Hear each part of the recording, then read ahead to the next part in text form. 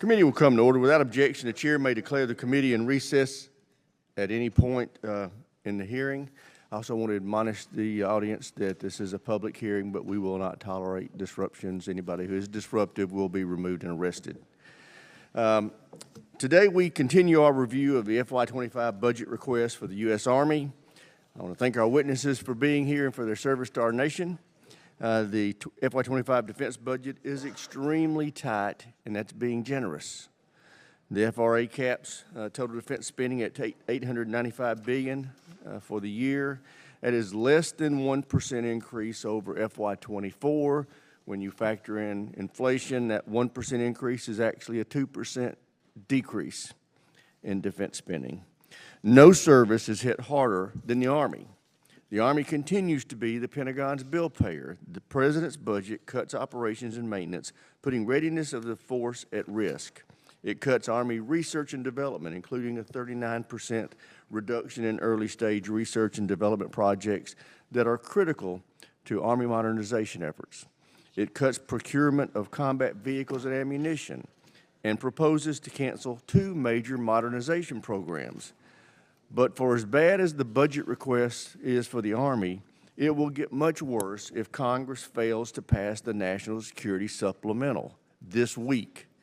The Army is struggling to pay the unplanned operating costs of increased deployments and higher operation tempos in Eastern Europe and the Middle East. The Army is also rapidly running through its supply of interceptors as it defends Israel and our troops from Iran's unjustified missile and drone attacks. Furthermore, the Army is the lead supplier of drawdown assistance to Israel and Ukraine. Without supplemental funding to replace the weapons we are providing, and expand the industrial base, the Army will be hard-pressed to meet operational requirements in the event of a conflict with China. Making matters worse is the fact that the Army continues to struggle with a historic recruiting crisis. The Army missed its recruiting goals over the last 2 years by a combined 25,000 troops. The Army is taking action, though. I want to commend Secretary Wormuth and General George for requesting significant increases in this budget to improve the quality of life for our service members and their families. This includes increased funding to build new and modernize the existing barracks. It also includes increases for programs to expand access to child care. These requests are tracked closely with the recommendations of our Quality of Life panel. The panel's recommendations will form the foundation of the FY25 NDAA. If we're going to deter China, we need to recruit and retain the best and brightest. Addressing the quality of life issues our soldiers face will help do just that. I look forward to working with my colleagues to enact these priorities, and with that, I yield to my friend and the ranking member for any opening statement he may have. Thank you, Mr. Chairman. I appreciate your opening comments. I too want to thank our witnesses, Secretary Wormuth and General George, for being here today and for their work on so many important issues within the Army. I just want to start with one point that the chairman made about the importance of passing the supplemental. I think it is enormously important for a number of different reasons, but certainly Ukraine is at the top of that list. I know members of this committee understand, I don't know if the public more broadly does, just how close to the edge Ukraine is right now. But crucially, if they were to get more weapons, they could successfully defend their country. They have proven that over the course of the 2+ years of this war. Absent that, you will see Russia in Kyiv in the not-too-distant future. We need to get that support to Ukraine now. We've already waited weeks too long. And I do also want to go on record as being deeply concerned about the convoluted process that the Speaker announced yesterday for trying to get that help to Ukraine. Now, it is certainly true that we don't always just have to take whatever the Senate does. The House should come up with its own idea. But we've had 7 months to do that and have not done that. So at this point, coming up with the twisted process that was announced yesterday will only further delay. Best case scenario, if they pull this together, maybe 2 months from now, we're able to figure this out. Once it goes back to the Senate with all of these additional provisions to it that the Senate has to sort its way through, that is basically boiling Ukraine to death slowly. We have an option. And that option is to pass the bill that the Senate passed 2 months ago, which would go directly to the president, would be signed, and the weapons would be flowing to Ukraine literally within days. Now, again, I'm not unsympathetic. Well, the House, we can't just do what the Senate does. We're the House. We should exercise our own will. Sure, we've had 7 months to do it, and we haven't done anything as we've delayed over and over and over and over again to the point where there is simply no time to delay further by once again torturing ourselves to try to figure out what it is that the House Republican majority might want to do on Ukraine. As I've said repeatedly, legislation is not theoretical. It has to actually be written down, and we have run out of time. So I hope the majority will understand the importance of that and get something done, as the chairman said, this week. Passing a bill that is dramatically different than the Senate bill does not get something done this week. It is really important that we do that. I will just reiterate the points that the chairman made. Quickly, quality of life, recruitment, enormously important. I, too, want to compliment our witnesses today for their focus on that issue, and also compliment the chairman and the quality of life panel that just came back with, I think, some excellent and strong recommendations for how to meet those challenges and better support the men and women who serve. And certainly the Army, as the largest branch, is most directly impacted by these issues. So if we can make those improvements for quality of life, that will help support our fighting force in the way that they deserve and their families, and crucially help with recruitment and retention to meet those goals and objectives. And I know we've spoken a little bit. There has been some improvements in the recruitment issue. I know there have been a lot of efforts made on that. Would be anxious to hear from you both about how that process is going and what we can do to help further support it. And lastly, modernization. The Army, I think, was one of the earliest to sort of see the future with what you did under, I believe, Secretary Esper started the night court process to go through and where are we spending our money? What makes sense, what doesn't? How can we modernize? The Army Futures Campaign was a very forward-thinking move by the Army that I think has helped. But the goal is clear. We have to field the best, most innovative equipment as quickly and as effectively as possible. What has been seen on the battlefield in Ukraine is how rapidly changing it all is and how it is crucial to have those new innovative technologies to meet the threats and challenges that you face. So again, I thank our witnesses. I thank the chairman. With that, I yield back. I look forward to the testimony. Thank the ranking member. Now I'd like to introduce our witnesses. The Honorable Christine Wormuth is the Secretary of the Army. General Randy George is the Chief of Staff of the Army. Welcome to our witnesses. Secretary Wormuth, we'll start with you. You're recognized for 5 minutes. Thank you, Chairman Rogers, Ranking Member Smith, and distinguished members of the committee.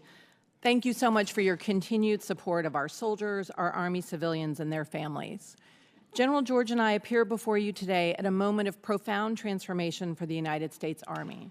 We're transforming our capabilities, our force structure, and our recruiting enterprise to ensure the Army is ready and able to defeat evolving threats, keep pace with technology, and attract the best talent so that we remain the world's best land fighting force. As we pursue this transformation, we are also taking care of our people, ensuring that soldiers and families have the quality of life they deserve to sustain our readiness now and in the future. This is my 4th year before this committee, and like last year, the Army's FY25 budget request continues to support the most ambitious modernization effort the Army has pursued in 40 years. We are making significant progress in transforming our capabilities by staying consistent in our modernization goals. Secretary, would you suspend? I'm going to ask the individuals behind you with their hands raised to cease, and if you don't cease, you're going to be removed. You're not going to disrupt this hearing. Now, are you going to take your hands down, or do you want to leave? If they go back up, you're to be removed. Officers, just remove them. Just remove them. I couldn't hear what she was saying. War is only solved with negotiation.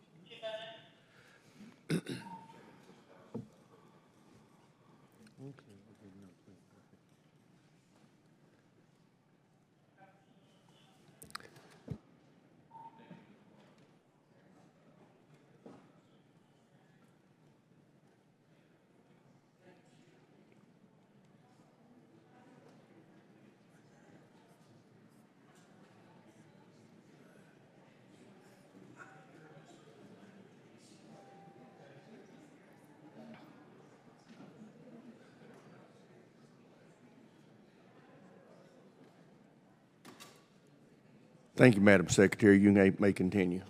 Thank you for doing that, Chairman.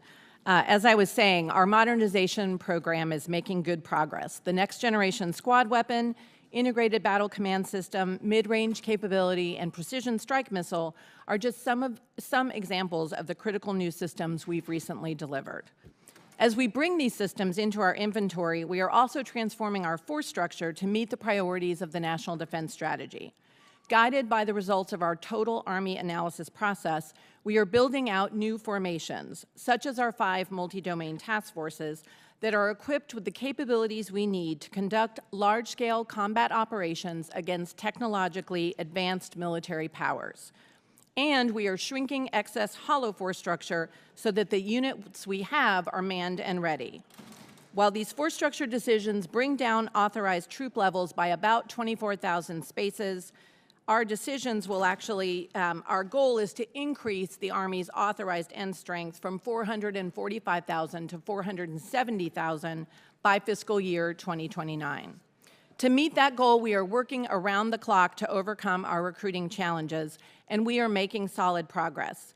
Building on successful initiatives like the Future Soldier Prep Course, we are fundamentally transforming our recruiting enterprise to better compete in a 21st century job market. Most significantly, we are professionalizing our recruiting workforce by creating new permanent talent acquisition specialties for both enlisted soldiers and warrant officers. The assessment and selection of the first cohort of warrant officers is finished, and this group will actually be out in the field by the end of the summer. At the same time, our readiness depends not just on recruiting, equipping, and training the force, but also, as this committee knows well, on the overall well-being of our soldiers and families. The Army is dedicated to providing safe, high-quality housing and barracks for our soldiers and families. Over the next 5 years, we will invest an average of $2.1 billion every year in the construction, sustainment, restoration, and modernization of barracks for our unaccompanied soldiers. This investment will also fund 100% of the barracks sustainment requirement for the first time in years. We are also leveraging the expertise of our Army Corps of Engineers to stabilize project costs, and we will be hiring civilian barracks managers so that our soldiers can focus on their warfighting duties.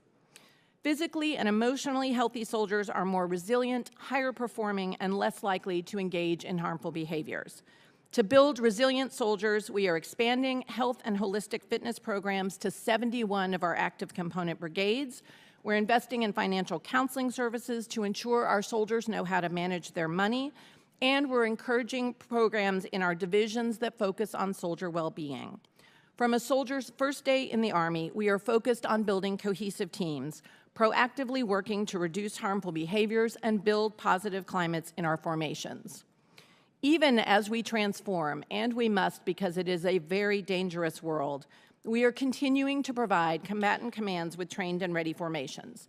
This year's budget includes $1.5 billion for activities tied to the Pacific Deterrence Initiative, and we've asked for $460 million for Operation Pathways, our series of exercises that aims to strengthen deterrence and build interoperability with our partners in the Indo-Pacific.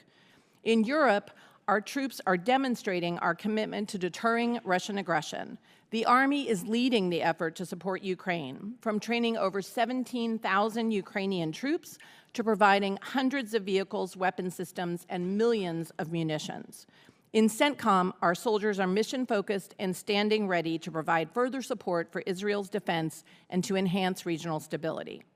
The Chief and I strongly urge the passing of a supplemental appropriations bill that will maintain critical support to our partners in Europe, Asia, and the Middle East, while investing in our own readiness.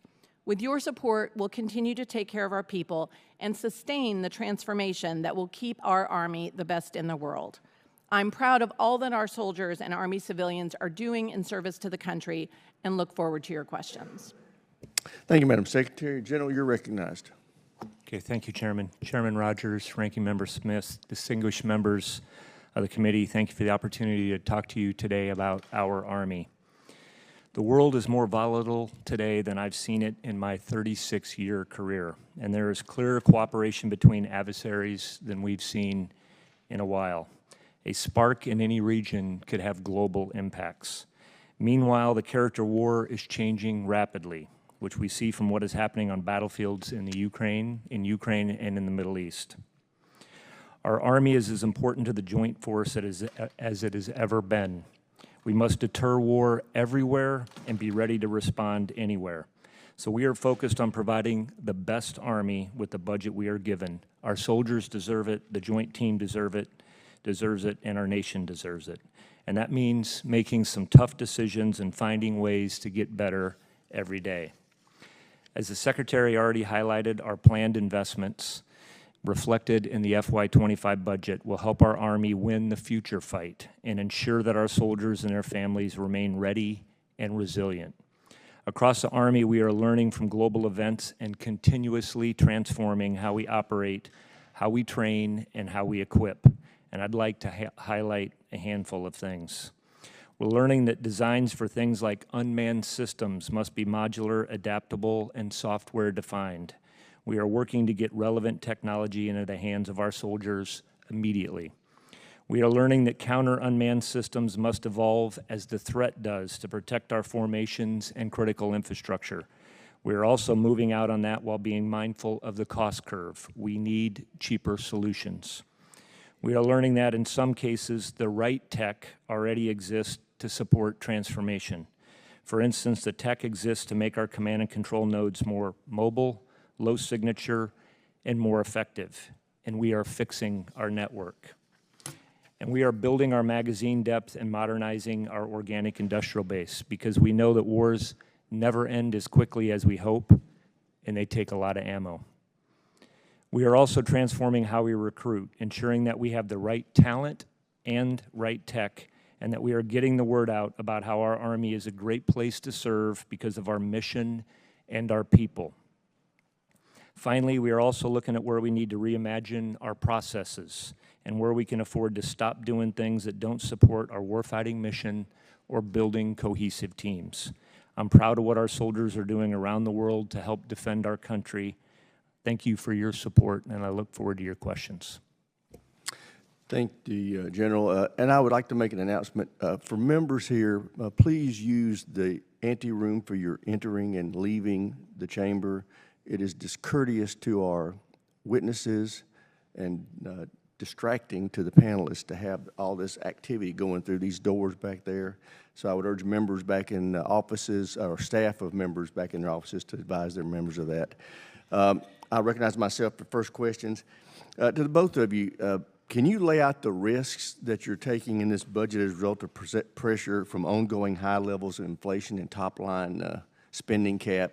And what does that mean in terms of our ability to effectively deter China, Russia, and Iran? Secretary Wormuth. Chairman, I would say I think the challenge we have with our budget in terms of managing risk are a couple. One, it's always a challenge to manage, how do you buy down current risk or do you buy down future risk? Do you invest in readiness or do you invest in modernization of programs that won't field for several years, for example? The other challenge we have, of course, is where do we spend that incremental dollar? Do we spend it on a weapon system like our long-range hypersonic weapon, or do we invest it in, buying down, basically increasing the quality of our barracks inventory, for example, or looking at, buying more combat training center rotations? Those are the kinds of choices that the chief and I have had to make for the last few years. But I think, on balance, in terms of our ability to deal with China and Russia, we are investing in the right kinds of systems. We are making good progress with our modernization, and we're meeting all of the demands that the combatant commanders are putting on us right now. General, your thoughts, and Yeah, I understand that you're investing in those things. Are you investing enough to have the deterrent effect? That's my concern, General.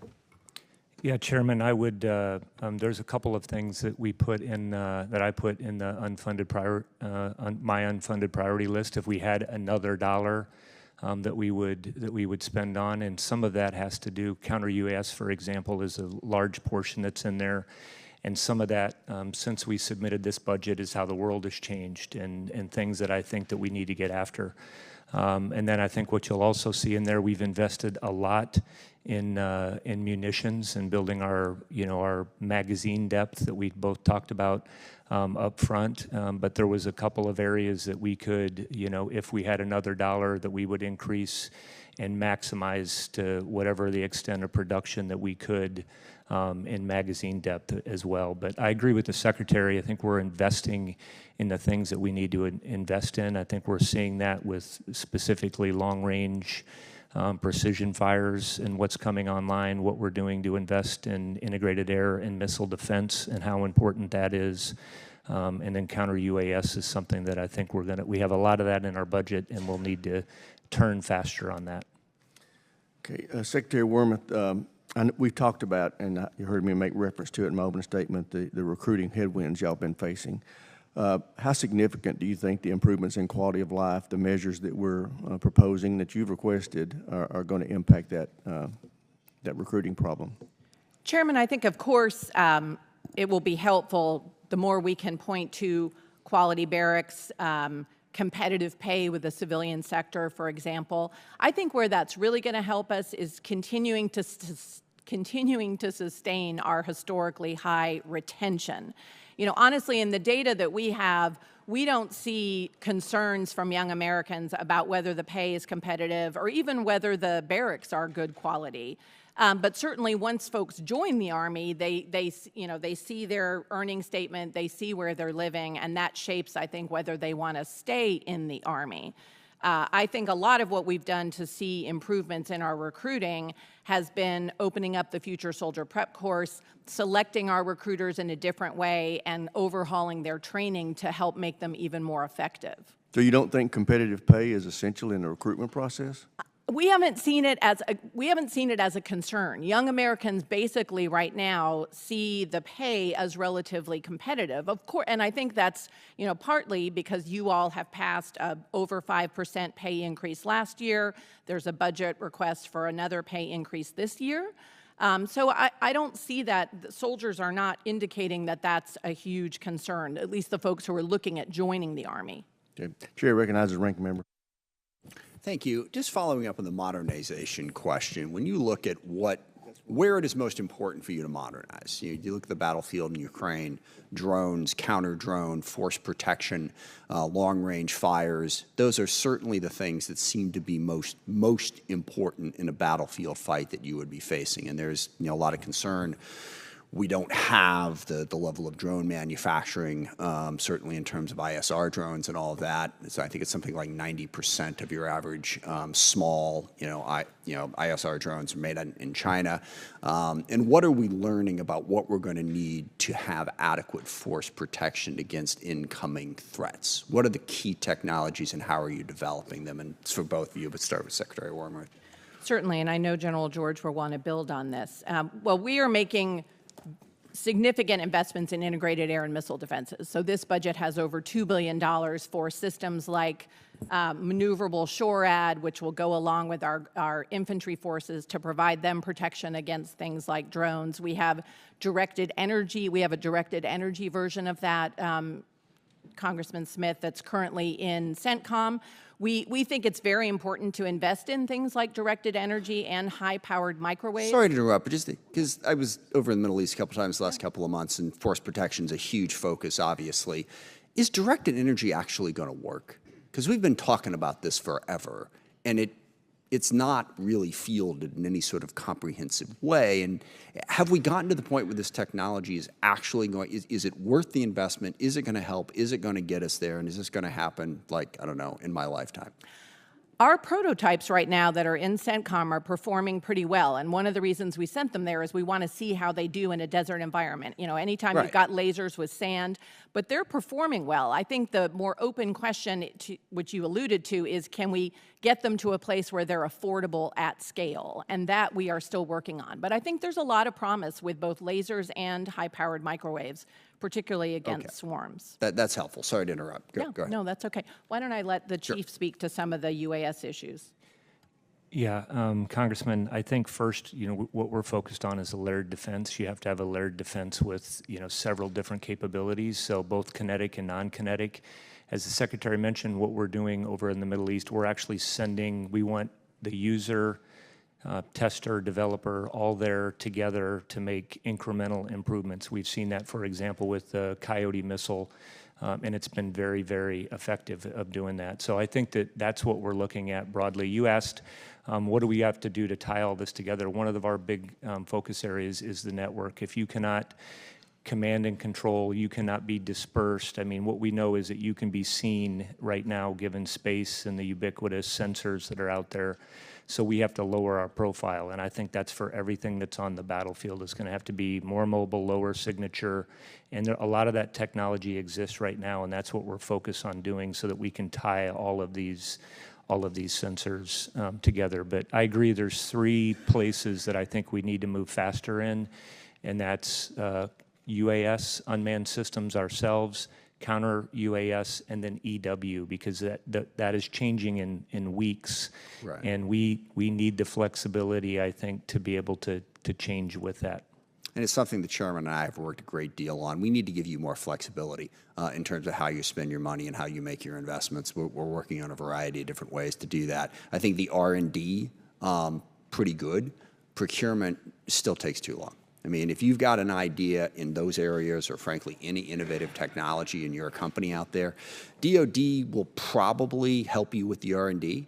But if you actually get it to the point where you have something that is developed and is ready to go, we are still way too slow in purchasing it, and that's undermining it. One final question along those lines. Partnerships are going to be crucial in meeting our production needs when it comes to ammunition. I know there's a Turkish company now that's getting ready to build a plant in Texas that will be making a substantial portion of our 155 rounds going forward. Who are the key partners that you see when you're trying to figure out how do we make sure we have enough munitions, ammunition, everything we need? Who are you thinking about partnering with globally, like we've done with Turkey and some other examples out there? Congressman Smith, I would point to a couple of examples. We have entered into an agreement with Australia. They are going to be producing GMLRS, for example, in Australia, and they hope, and we hope, that will expand to the precision strike missile. So that's a great example. We are also actually co-producing strikers with India. So I think the more that we can find some of our allies and partners who want to have those kinds of arrangements, the better, particularly when they are actually in the theater, because that allows us, obviously, to produce munitions in theater and not have to bring them all the way from the United States to a conflict. Yeah, no, I think that's absolutely crucial. I mean, we have a lot of partners out there who want to work with us, who have incredible production capacity. We're going to have to work with them to meet our needs going forward. With that, I yield back. Thank you, Mr. Chairman. Chair, I recognize the gentleman from South Carolina, Mr. Wilson.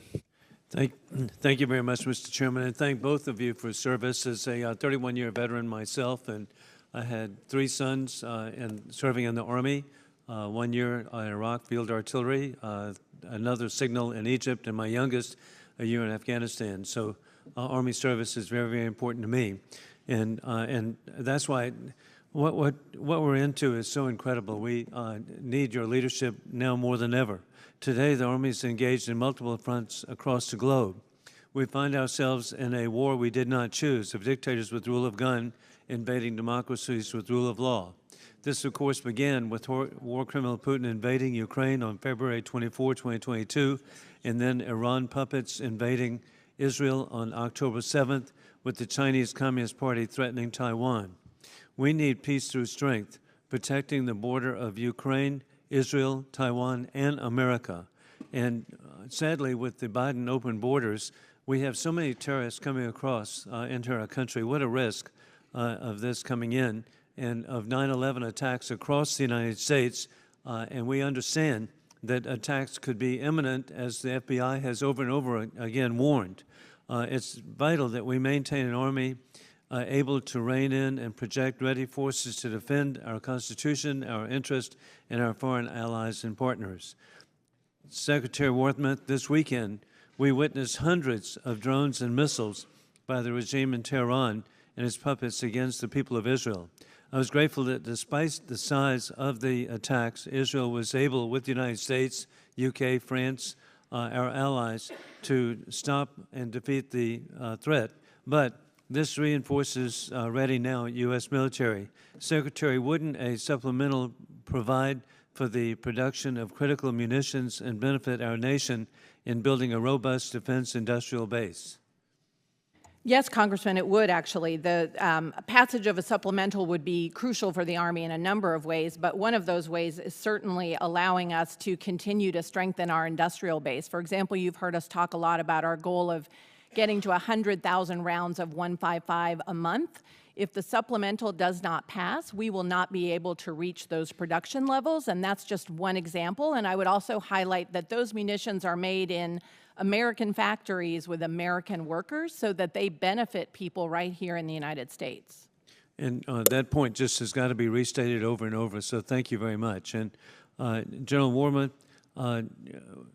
we continue to see the downsizing of the military with the Army's fiscal year 25 in-strength request well below what is authorized in strength for the fiscal year 2024.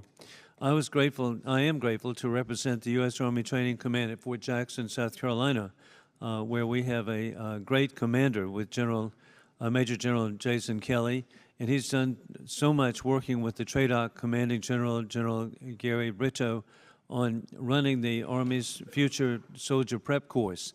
This Future Soldier Prep Course has been so successful, the Army is already expanding the program. With the success of this program, do you think it's instrumental in increasing recruitment, and should other services establish and maintain a similar program? Congressman, we're really proud of the work that's going on down at Fort Jackson with the Future Soldier Prep Course. We've had more than 18,000 new soldiers that have come through there, and as you mentioned, we've expanded that to Fort Moore. What's important for us is that we are taking people out there and we're bringing them up to our standards, both academically and physically, and so we think that that's critical. So I'll leave it to the other services. I think the Navy is doing something similar, but we're looking in the Army at this holistic at recruiting, and we have found this to be very helpful. Well, it's an excellent program. Additionally, General, we can learn from what's going on. War criminal Putin is conducting trench warfare. We thought that was over with. Putin is also conducting a barbaric tactic of attacking a civilian apartment complex, and then a few minutes later, when the emergency personnel come, fire, EMS, police, that's when the real attack comes. The intent is to discourage the population and also discourage the EMS. What are we doing to learn on this, how to address this? I will tell you, Congressman, that we have, and this is something that we talk about almost as much as we do recruiting, is what we're learning from the lessons in Ukraine. We have a fairly extensive team that's over, and we're doing a lot to support Ukraine right now over with U.S. Army Europe. Gentleman's time's expired. Chair, and I recognize the gentleman from Connecticut, Mr. Courtney. Thank you, Mr. Chairman, and thank you to both the witnesses today for your service and your testimony. Again, I want to begin by foot stomping what the ranking member said. The testimony we heard last week from General Cavoli in terms of just how dire the situation is in Ukraine. We do not have time for the gymnastics of a bifurcated, fragmented legislative package. We have a bill that passed 70 to 29 on February 13th, sitting in the clerk's desk, and all it takes is, frankly, just getting it to the floor for a vote and letting it work its will, which I believe will pass the measure and get it to the president's desk. We heard from Transcom at our subcommittee the other day. I mean, we know that our planes are ready, our ships are ready to get the help there. So it really, the House is the bottleneck right now, and we've just got to move in terms of solving this problem. Also, just to comment really quickly on the quality of life measures. Again, I represent a district with the largest military installation in New England, the Groton Sub Base. We have E4s and less, who basically, if they have kids, rely on food assistance in terms of SNAP to put food on the table. So I want to applaud Mr. Bacon and Congresswoman Houlihan for their great work in terms of this package. The Navy was off by 7,000 in terms of their recruitment last year, and to me, it just is kind of blindingly obvious that we need to boost the package to attract more people. Secretary Wormuth, recently the Army's aviation rebalancing announcement on February 8th terminated the FARA program. We've had good briefings, from your team to sort of walk through folks, particularly from Connecticut, in terms of the thinking behind that. Again, looking at the FY25 budget, it's clear that the Army has restored procurement for 24 aircraft in terms of the Black Hawk program that's there, and obviously sends a strong signal that the Army is committed to that program. If Congress were to provide multi-year authority, early in terms of that program, could you execute that authority to, again, just further sort of solidify the industrial base? Congressman, it's certainly our plan to use multi-year authority for that contract when the current contract expires, which is, I think, a couple years from now, if I'm not mistaken. But we're prepared to sit down with Lockheed and Sikorsky and negotiate that follow-on contract in the relatively near future. Well, I appreciate that. I mean, again, clearly, I think there's a pretty solid consensus that this is the path forward. Our foreign allies are also chiming in terms of their orders into that program.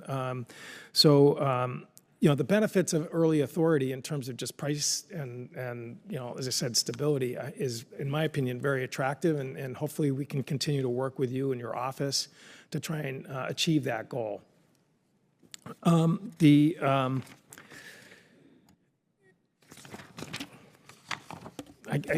honestly, that was my number 1, 2, and 3 question for you here today. So with that, I will yield back. Thank the gentleman. Chair now recognizes the gentleman from Colorado, Mr. Lamborn. Thank you, Mr. Chairman, for having this hearing. I want to thank you, especially General George, for being here, or both of you, actually. But this is your first appearance as Army Chief of Staff. You're a former commander of the storied 4th Infantry Division, headquartered in Fort Carson, Colorado. So welcome here. I'm really concerned because, and we've been talking about drones and counter-drone efforts. Both the ranking member and the chairman have addressed this. And General George, I think we're failing. We do not have a program of record for counter-drone, either laser or directed energy capability. We have no program of record. We're doing some research and development. We've been researching and developing for a long time, but we have no program of record. We're not producing any kind of meaningful capability to put out in the field. When are we going to come to actually having this operational? Congressman, we do have air defense equipment that is coming online that we have right now. And as I mentioned earlier, I think this is going to be a layered approach. And we're very effectively using Coyote, MLIDs, other systems that are forward. I agree with you that we need to do more and do it quicker. One of the things that I talked about a little bit up front that I do think we need is to have, it's changing very rapidly with drones, is the flexibility to go from R&D to procurement, making sure that we have modular open system architecture and that we are doing things that we can get what's best that's out there. That's how fast it's moving. Right now, it's changing really quickly. A drone that works now with the EW situation changing, we need to rapidly advance with that. Well, I have to agree. There was a marvelous effort over the weekend to help Israel shoot down the drones and ballistic missiles and everything else from Iran. The only problem with all that is that we had to use very expensive munitions to do so because we don't have the lower cost lasers and high energy capabilities fully deployed yet. That's my concern, is the cost effectiveness of it all. And when it comes to drones, there was an article in the Wall Street Journal on the 10th of April saying that, headline, How American Drones Failed to Turn the Tide in Ukraine. Drones from American startups have been deemed glitchy and expensive, prompting Ukraine to turn to alternatives from China.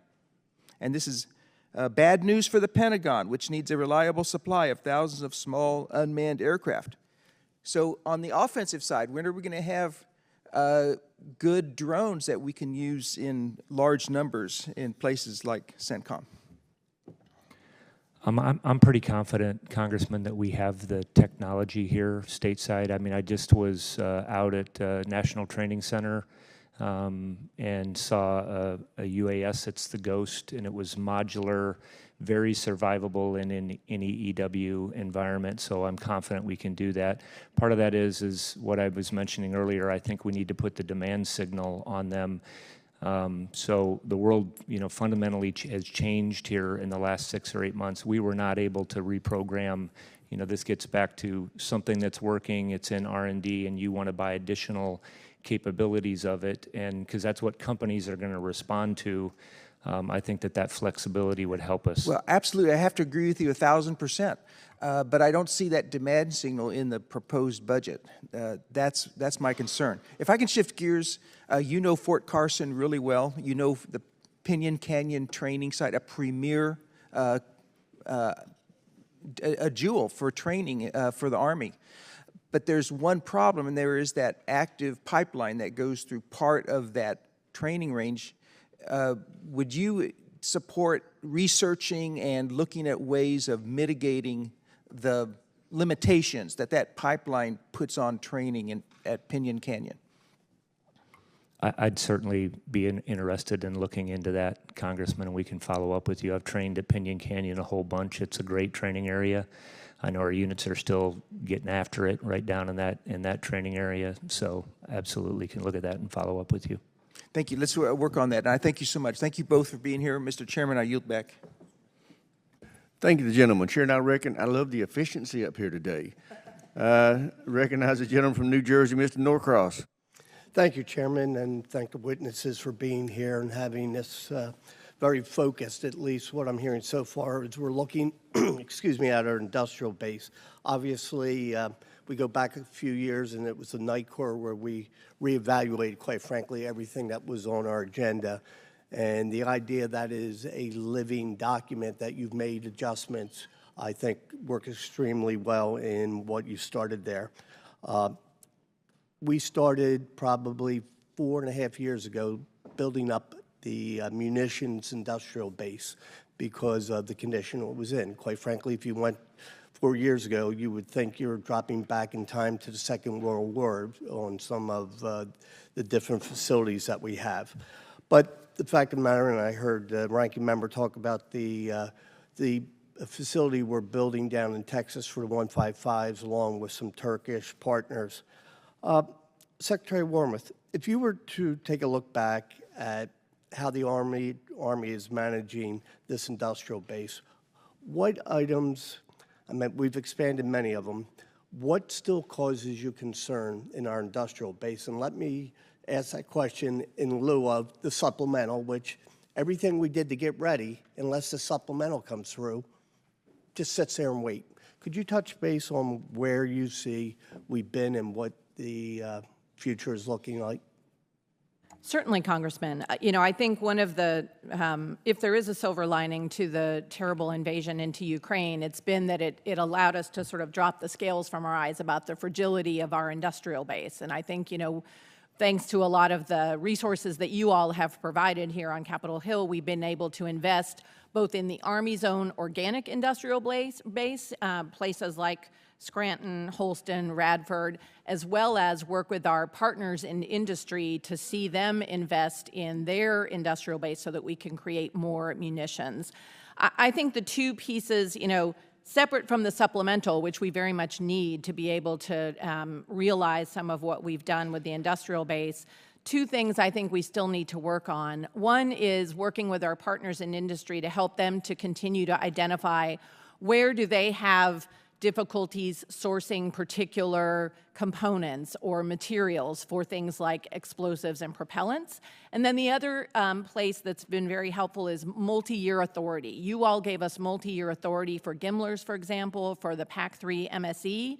Being able to send that consistent demand signal to our partners as industry is very, very healthy. Or it's helpful. They're more willing to lean forward if they see that consistent demand. So thank you. And the idea of a long lead item, and I heard some comments earlier about our recruitment goals. This is not unique to the Army or any of our services. getting that next generation of worker to go out and want to work with their hands is something that's going on across. And in particular, the longest lead item is the human capital. The ability that young man or woman coming out of high school to go to work, whether it's to serve their nation in a uniform or to go to work in one of our industrial factories, and how important that is. Incredibly important. Let me just, assuming we get the supplemental in the time frame we need, we are ramping up significantly across this country and, quite frankly, in some of our partnering nations. What happens when it ends? How are we going to manage, because this goes to the demand signal that we're talking about, these ebbs and flows that we go on. How are you going to mitigate some of the drop-off when that happens? Well, again, Congressman, I would say a couple of things. One, multi-year authority creates more of a consistent demand signal, and I think that's something that will help us with industry. We also have been re-looking our own total minimum requirements for all of these kinds of munitions. Again, I think there's a realization now that in a protracted conflict, there are going to be huge demands for munitions. So we ourselves are in the process of looking at, do we actually need to be buying more than we have the last few years going forward in the future? And I think that's something we'll have to look at carefully. Hey, Congressman, could I just add one thing to that? Part of what we're trying to do also is modernize. So if you modernize, I give you an example down at Radford or the Iowa ammunition plant. If you modernize, you have the same workforce, but you can expand your output. And I think that that's the big point, I think, of modernizing our plants that we have. And I think the other thing that we have to look at potentially is, should we stockpile hard-to-get things? Gentleman's time's expired. Chair now recognizes a gentleman from Virginia, Mr. Whitman. Thank you, Mr. Chairman. I'd like to thank our witnesses for joining us. General George, I want to begin with you. We've seen the proliferation of drones by Russia in Ukraine. We see that they're using commercial versions of drones to pretty good effect. ISR, pretty rudimentary loitering munitions, but effective in that realm. We see, too, our efforts. Obviously, you talk about the technology side, that's fine. And we see what we're doing there at National Training Center and other places. The question is of scale. We see scale happening in Ukraine as we speak, but we also see some threats here at home. We see overflights of U.S. military facilities by small UAS. We also see that our ability to do counter-UAS is limited, especially when it comes to scale. Again, this whole issue with expendables is all about scale. I don't question that we don't have the technology. We have the technology. The question is when are we going to scale it? When is it going to be operationally effective? When is it going to be a deterrent? When are we going to be able to use it in ways that really have an impact on these building threats? That is the key. And I want to get your perspective. How are we going to do that? How are we going to deal with several things? Domestically, overflights. How are we going to deal with counter-UAS? As we have canceled the FARA program, to me, the focus needs to be on SUAS and counter-UAS. Let me get your perspective. Yeah, Congressman, I share your concern on this, and the Army is leading. We have the Joint Counter-UAS Office that we're the executive authority for the Department of Defense, and we spend a lot of time on this. And I think we have to get to your point. Again, this is non-kinetic and kinetic, but stateside, it's non-kinetic. Yeah. That we have to get after. And I think that some of this is authorities and permissions that we're working through, obviously with other interagency and what you have with airlines, FAA, and all of that. I think what's going to help us, again, is I think we have to go, the environment's changing really quick. I think to get scale, we have to build things that are open system architecture that can plug and play with all of our systems that go into all of our radars and all of our sensors.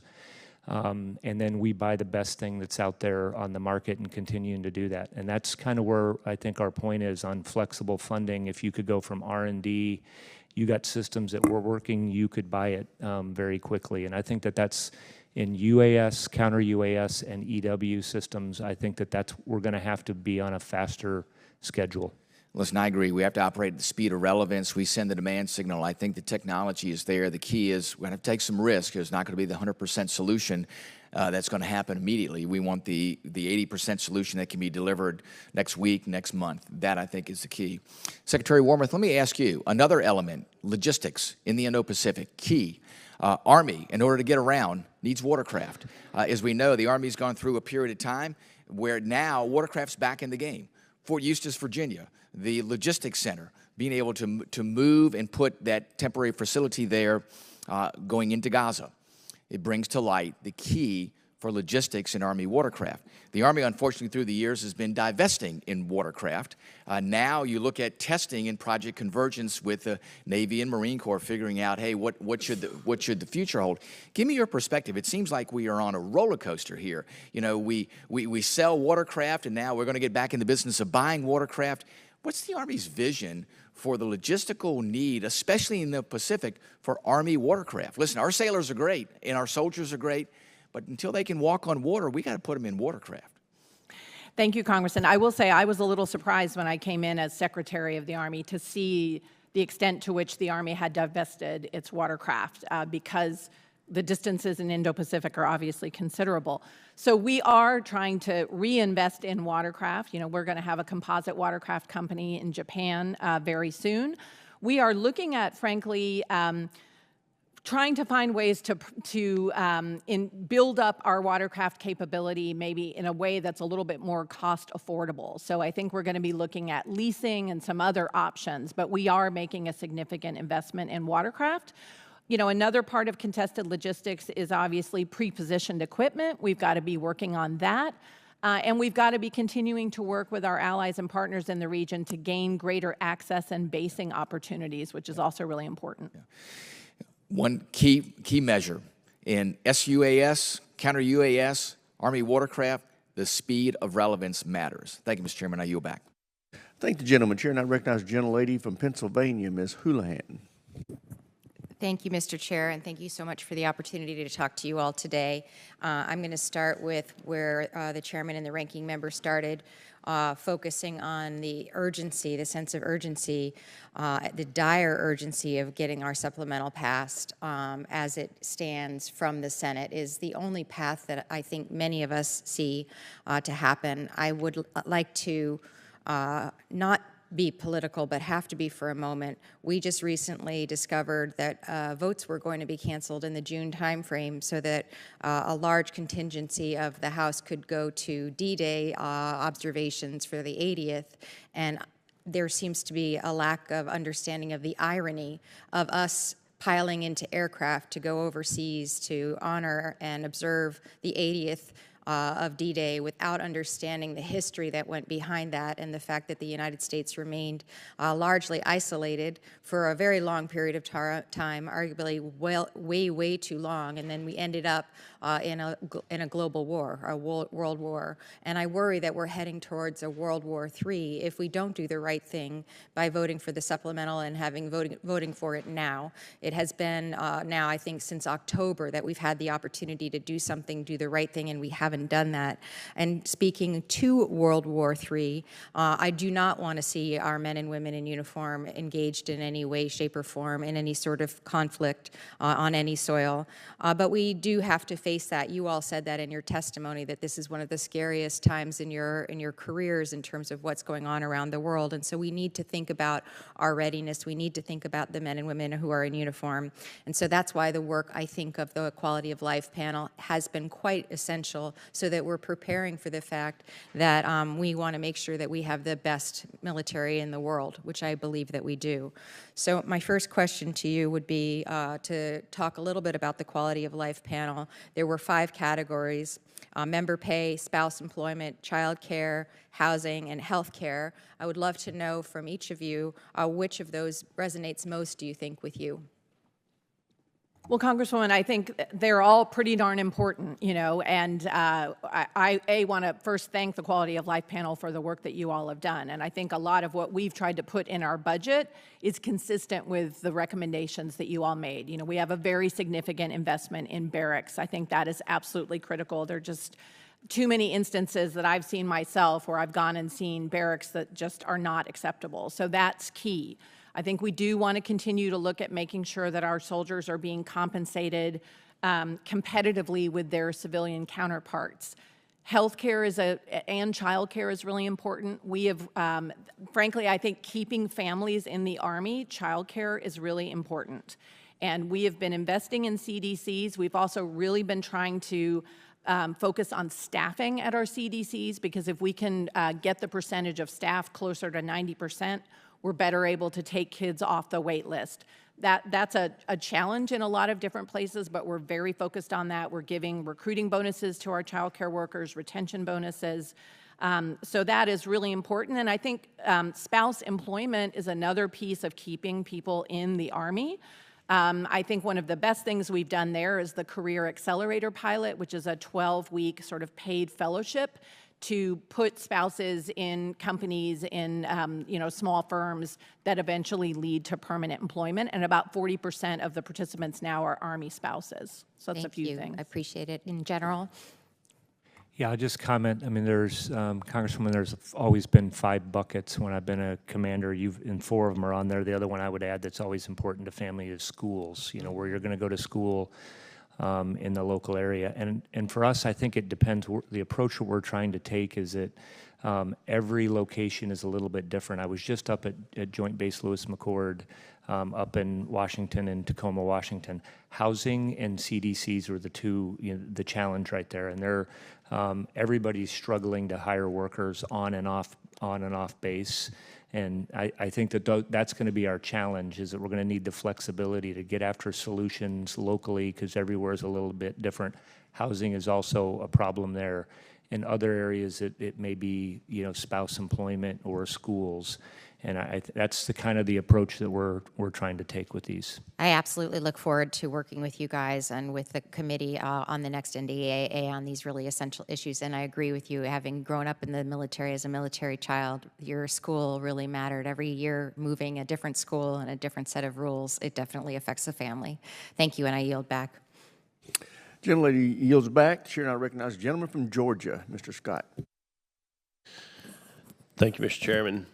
I too hope that we get to have a vote this week on Ukraine aid and Israel aid and Taiwan aid. I will say I personally think the Speaker is doing the right thing to separate them. I think they're 3 separate issues, and whether we roll them back together at the end of it or not is a leadership decision. But there are people in my party that will vote to support Israel, that will not vote to support Ukraine. I think they've made that very clear publicly. And I think there are people on the Democratic side that will vote to support Ukraine that will not vote to support Israel. And so I think that every member should have the ability to vote their convictions on each of those. And more importantly than that, in our democracy, I think the citizens should have the right to see how their members vote as we go into this election cycle. General George, you've been in the military a long time, and I'm going to quote a historian, an Army historian, Vail Motter, from Oil and War. No matter how well fed, equipped, and officered, without oil and gasoline, the modern Army is a hopeless monster, mired and marked for destruction. Was he correct in those comments? I missed the first part. Without oil and gasoline, is that? Does the military need oil and gas to function? Yes, we do, Congressman. The Russians have shown no mercy in attacking the energy infrastructure in Ukraine, regardless of what type of energy infrastructure it is, including the oil and gas. In a war, if your energy is targeting your oil and gas and your energy infrastructure, and you were the commanding general, would you attack theirs as well? Well, I don't really, on hypothetical situations, I guess I would, we normally do a center of gravity analysis, Congressman, and kind of determine what, targets that we think would be most effective to achieving our aims. Well, I would think it would be a pretty simple decision to attack the diesel that was allowing your enemy's tanks to run if they were using those tanks to fire on you. We don't understand. I don't understand why President Biden thinks it's okay for the Russians to attack the oil and gas infrastructure in Ukraine and the Ukrainians not to attack the oil and gas infrastructure in Russia. I mean, Secretary Wormuth, can you tell me why President Biden is opposed to the Ukrainians attacking the oil and gas infrastructure in Russia when it is the oil and gas infrastructure in Russia that is funding the war against Ukraine? As General George said, Congressman, I think the Ukrainian military, and again, this is, outside the sphere of our Title X responsibilities, so I myself am not having conversations with the Ukrainian military leadership, but I think, as General George said, we would be looking at the range of targets and how lucrative those targets are. There may be targets in terms of a military perspective that may have more immediate detrimental effect than hitting the energy targets, for example.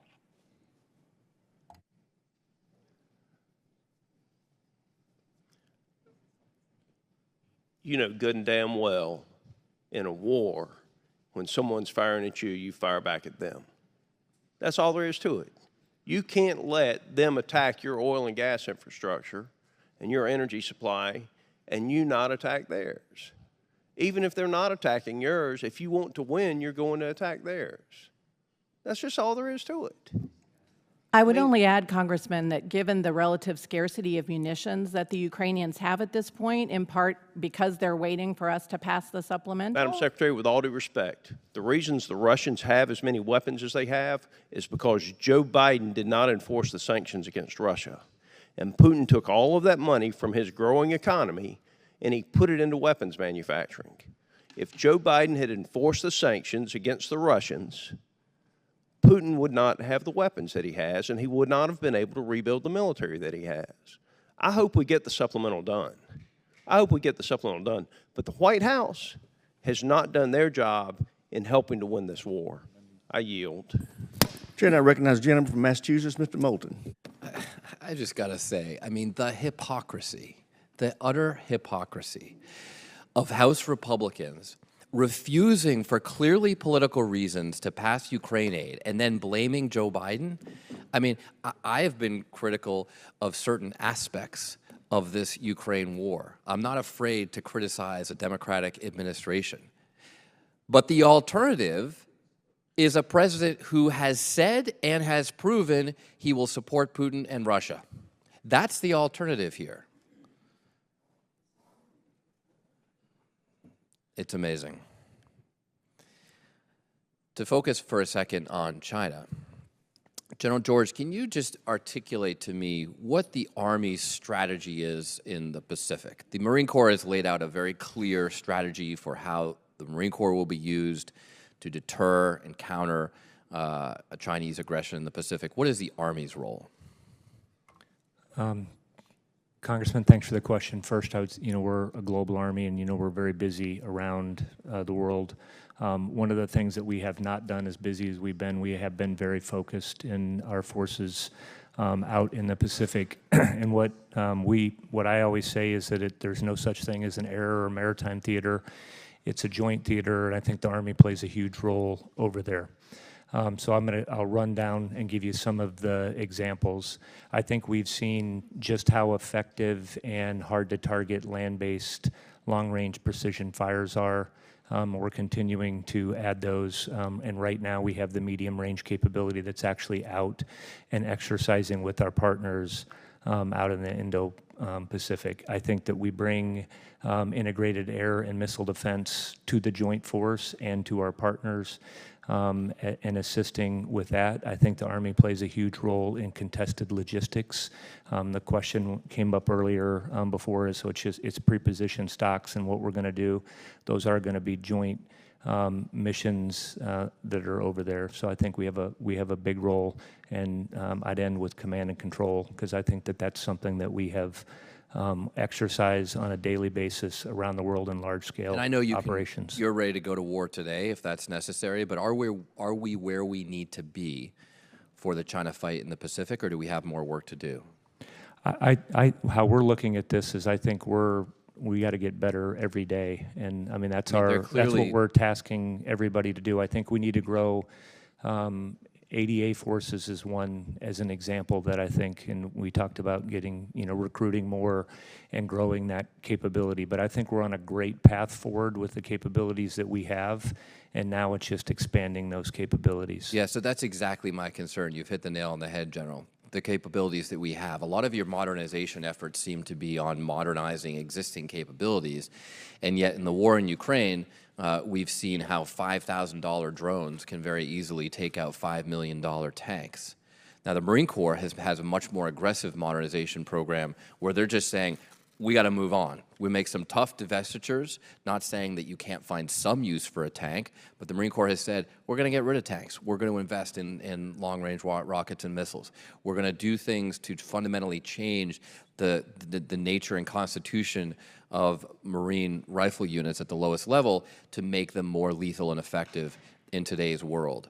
Why is the Army pursuing an incremental modernization strategy rather than a revolutionary strategy? I actually don't think that we are, and I will tell you first, Congressman, is that we're still going to need tanks, we're still going to need artillery, and the Army is still going to be, our country is still going to require that for us. So how are you going to use artillery? We can't. General, how are you going to use artillery?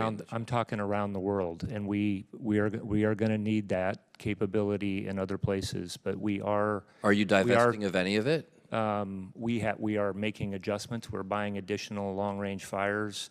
We're taking a look at our whole fires portfolio. I'm almost out of time, but Secretary, do you think the Army modernization schedule is fast enough? Congressman, we always want to be faster. I think General George and I are very focused on figuring out how can we go faster. But here's how you can go faster: get rid of old stuff you don't need or is not as relevant today. We are doing that. We are doing that, Congressman. We've taken some tough criticism for this, but as a result, they're really modernizing their force at a pace that can at least have a chance of keeping up with China's modernization efforts. And I just worry that the Army is hanging on too much to old gear. Well, we just decided not to pursue the future aerial reconnaissance aircraft. We also have stopped operating Shadow and Raven. So I would give those as examples of things that we've divested pretty recently. Gentleman's time so that we can move Chair, now forward. recognize the gentleman from Nebraska, Mr. Bacon. Thank you both for being here. There you go. I know it's hard to find who's speaking. I want to talk about the suicide rates you've been hearing about with the armor units. We hear they're significantly higher than the other specialties. Some thoughts are it's because of the high ops tempo and the rotating deployments to Poland.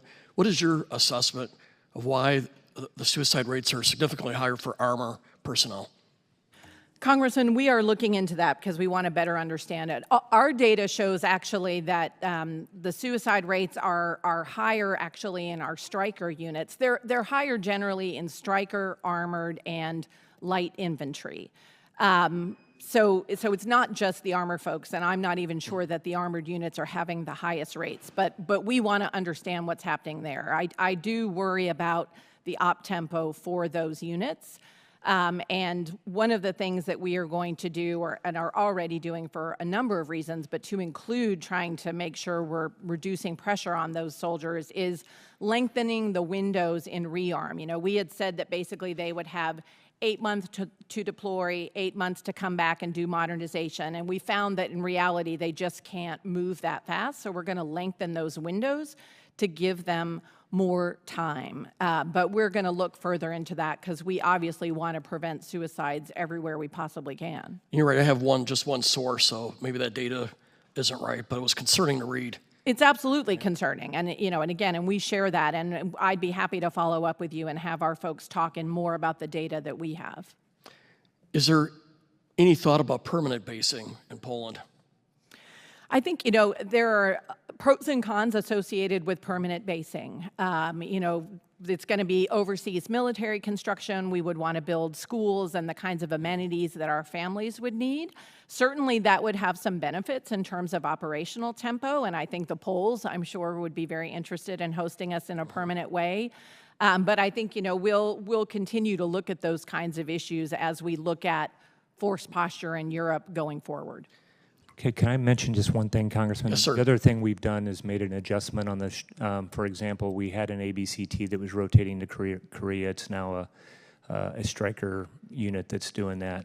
And I think the other thing, in looking, agree with the Secretary, I think that the challenge would be on anything permanent basing. It'd be like, okay, where's it going to come from? What unit is it going to come from stateside? And so right now we have flexibility, I think, with deploying our units that helps.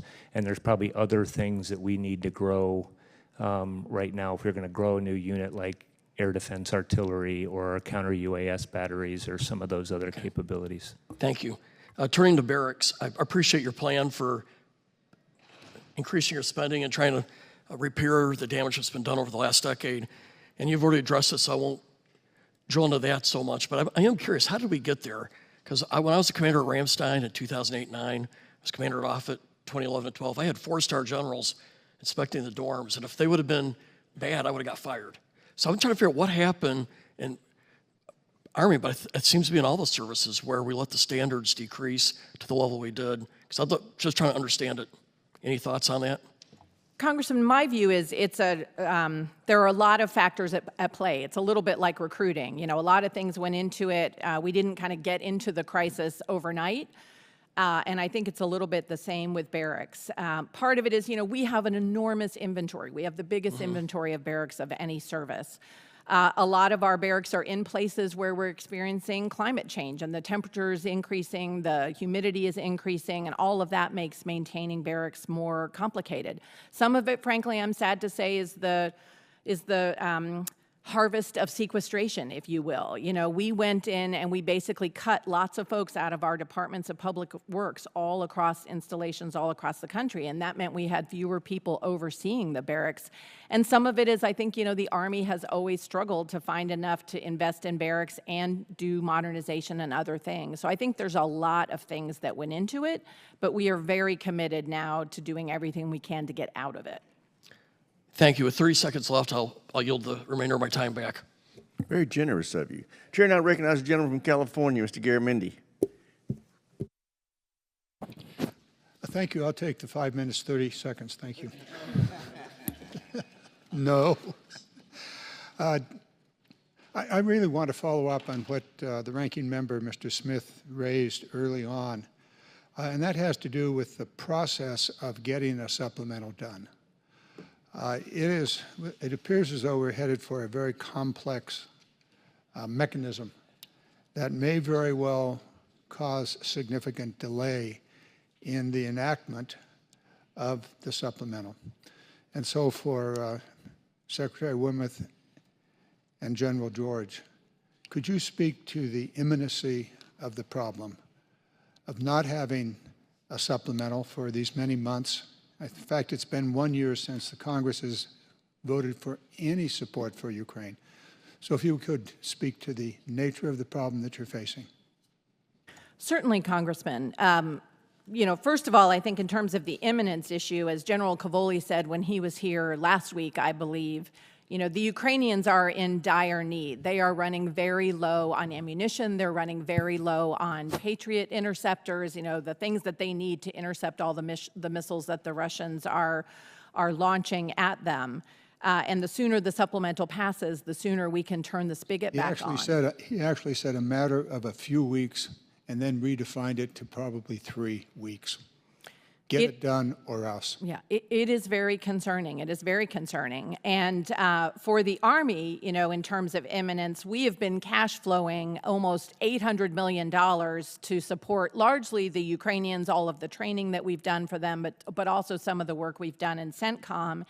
And if a supplemental doesn't pass for us, probably by the end of May, we are going to have to look at things like reducing our participation in the KFOR mission or canceling our participation in exercises in the third and fourth quarter, because we just don't have the money to be able to pay for any of that. So those are some of the time-sensitive issues for us. Good. General, anything to add?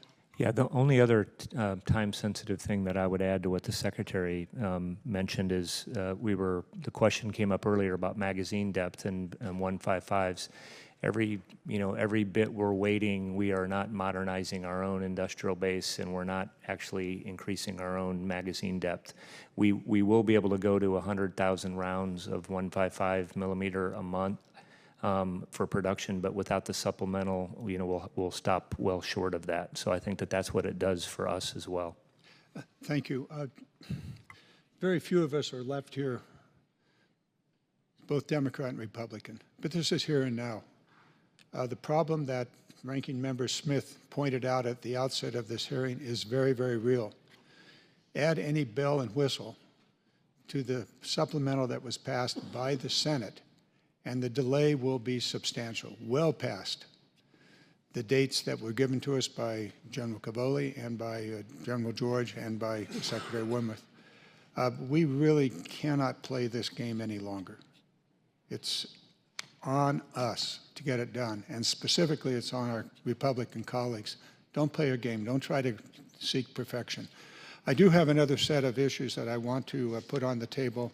We did talk about this earlier in our earlier meetings, but the contested logistics and the intra-theater logistics. My colleague from Massachusetts, who happens to have been or is a Marine, seems to think that the Army ought to be the Marine Corps. However, that won't happen, but the fact of the matter, the Pacific is different. What do you need to be able to operate intra-theater in the Pacific, things that you don't now have that you need to have? Congressman, I'll start and then quickly turn to General George. I think, as one of the other members of the committee pointed out, watercraft is very, very key. So we are investing in that, and we are exploring, what we can do to grow our capability there in a cost-effective way. Another thing that we need that, frankly is more controlled by our allies and friends in the theater is access, because the more we're able to put our soldiers there with their capabilities, the more effective we'll be in that theater. And so that's something we're working on. And then another thing I would point to is the kind of co-production of munitions like what we're going to be doing with Australia. That will be very helpful from a logistics perspective. Yeah, I would add. Well, I claim my 30 seconds. Gentleman's time's expired. Chair now recognizes the gentleman from Guam, Mr. Moylan. Thank you, Mr. Chairman. Secretary, the top item on INDOPACOM's unfunded priority list is Guam's missile defense system. This system is largely operated by the United States Army personnel. Now, will an increase in funding for the Guam missile defense improve the Army's ability to defend my constituents? Thank you, Congressman. We are very focused on the defense of Guam. At the same time, it is absolutely going to be a joint mission and a joint responsibility. We're working very closely, for example, with the Navy on defense of Guam. We have money in our budget to enable us to be able to bring forward a defense of Guam by FY27. It'll be a mix of Patriots, THAADs that are already, there in Guam. I had the opportunity to visit our THAAD battery there, and then some of our newer systems like the IFPC, and we'll have a battalion of that by the FY27. So I think the money in our budget right now is going to keep us on path to be able to build out the defense of Guam as we've planned. However, we do have a top #1 unfunded priority, so that's my concern. General, can you expand on that importance of the missile defense and getting it fully funded? Yeah, I wouldn't, Congressman, I think to what the Secretary said, I mean, the Army, our big role is helping technically, and Mr. Bush is kind of helping with that, and our acquisition professionals and integrated air and missile defense to figure out how to get that together. But it's Air Force and Navy. There's a Navy base there. There's an Air Force base. Right now, there's just one Army battalion that's on the ground. So we're leaning in fully to help do this and understand the importance of doing it. And I know that there's a team led by the Undersecretary of the Navy that's actually pulling all of that together, and we're doing whatever we can to support and really focusing on the technical aspect of the solution there. I appreciate it. Thank you. And Secretary, I'm also very proud to represent many of my constituents who are members of the Guam National Guard.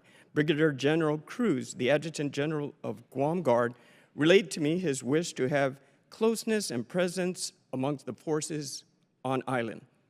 How is the Guam Guard being incorporated into the strategic planning for future operations on Guam, and will the new Joint Task Force Micronesia impact the Guam Guard's operation? Congressman, right now my understanding is that a lot of the great National Guard soldiers on Guam are providing some of the force protection for some of the active duty Army folks and are doing a great job. I actually had the opportunity to meet your tag when I was in Guam last summer, I think. And we're very open to exploring how the Guam Guard can be more involved as JTF Micronesia stands up. I'll be happy to see that they're a part of the Joint Task Force Micronesia to give their inputs. These folks know Guam, live Guam, know all the roads. If a disaster happens, there'll be an asset. So I thank you for that. And my last question, last year, General Karbler testified that demand for THAAD and Patriot systems has outpaced supply. He stated, quote, "Every combatant command wants more Patriot. They need more THAAD," unquote.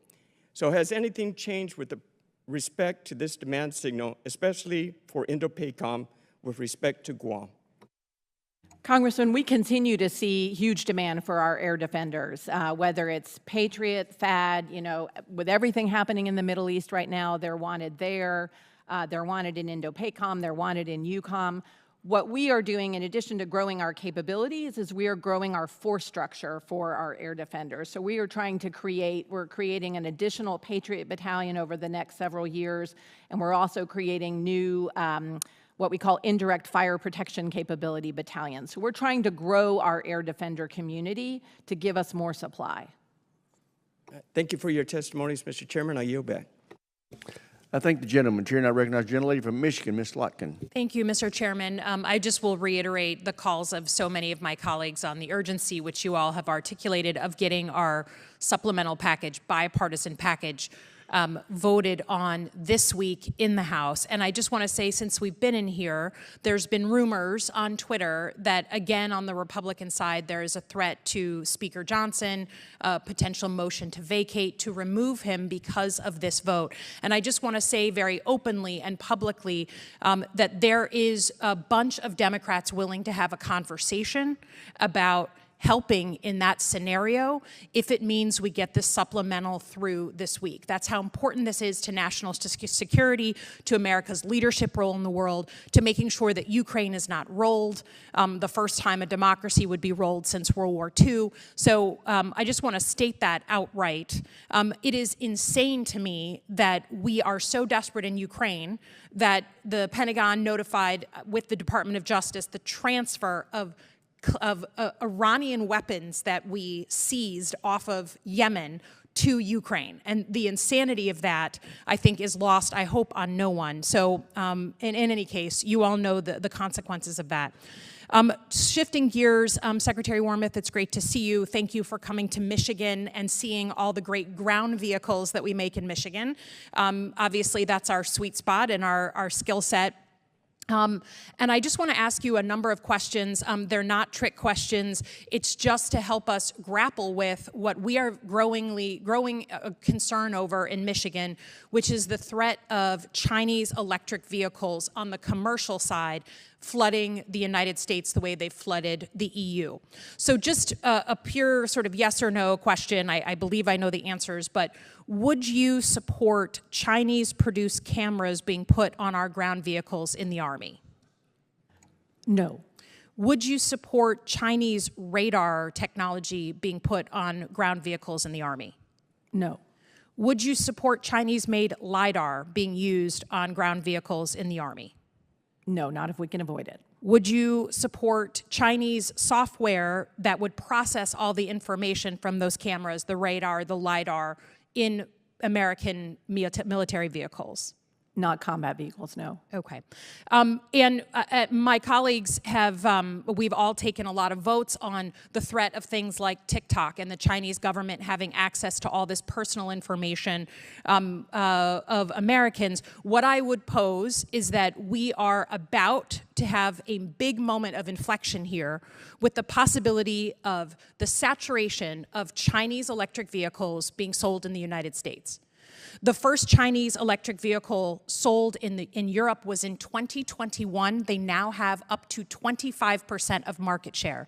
That means every vehicle collecting information, collecting mapping data, collecting all kinds of information about our cities, our infrastructure locations, our military bases, and everything else. So I make this point only to say that our military would never allow the national security risk of those Chinese components, of those Chinese things being on our military vehicles. Why would we open the door with a red carpet to allow those same Chinese commercial vehicles, that same technology, rolling around every single American city, every single American town? So I will be submitting a number of amendments in the NDAA that just help us make clear that from an American military perspective, we're never going to use those component parts. And I know we have Buy American requirements, so that shouldn't be hard to fulfill. But I'm also going to be asking that the experts on ground vehicles provide some assessment of what that kind of Chinese technology would do in the United States of America, again, commercially, and what kind of national security risk that would pose. So I appreciate your participation in that, and thank you for coming, and I yield back. Chair, I recognize the gentleman from Alabama, Mr. Strong.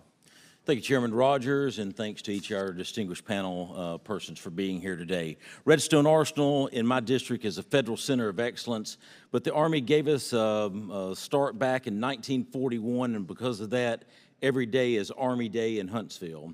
As my colleagues know, I could and would gladly spend the entire hearing sharing all the great things that the Army is doing at Redstone Arsenal, but unfortunately, I only have 5 minutes.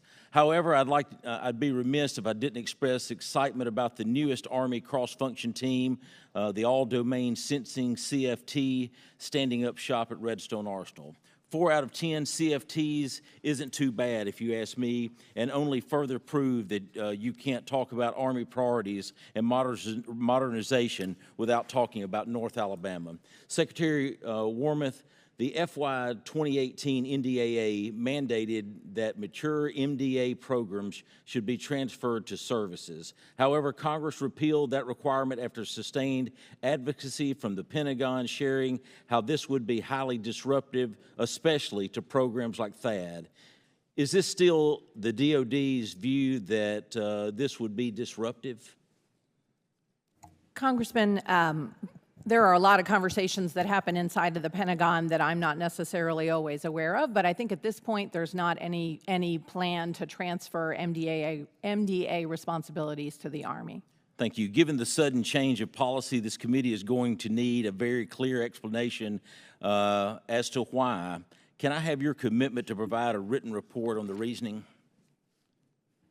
Certainly, I'm happy to have our team lay out kind of our thinking on where that is right now. Thank you. I remain focused on our nation's hypersonic fielding strategy, especially relating to the work coming out of the Army's Rapid Capabilities and Critical Technologies Office, otherwise known as RCTO, which is headquartered at Redstone. To the extent you can share in this venue, I have 2 questions. How is the Army progressing in the long-range hypersonic weapons program, and how is the fielding of the new units to operate these systems progressing?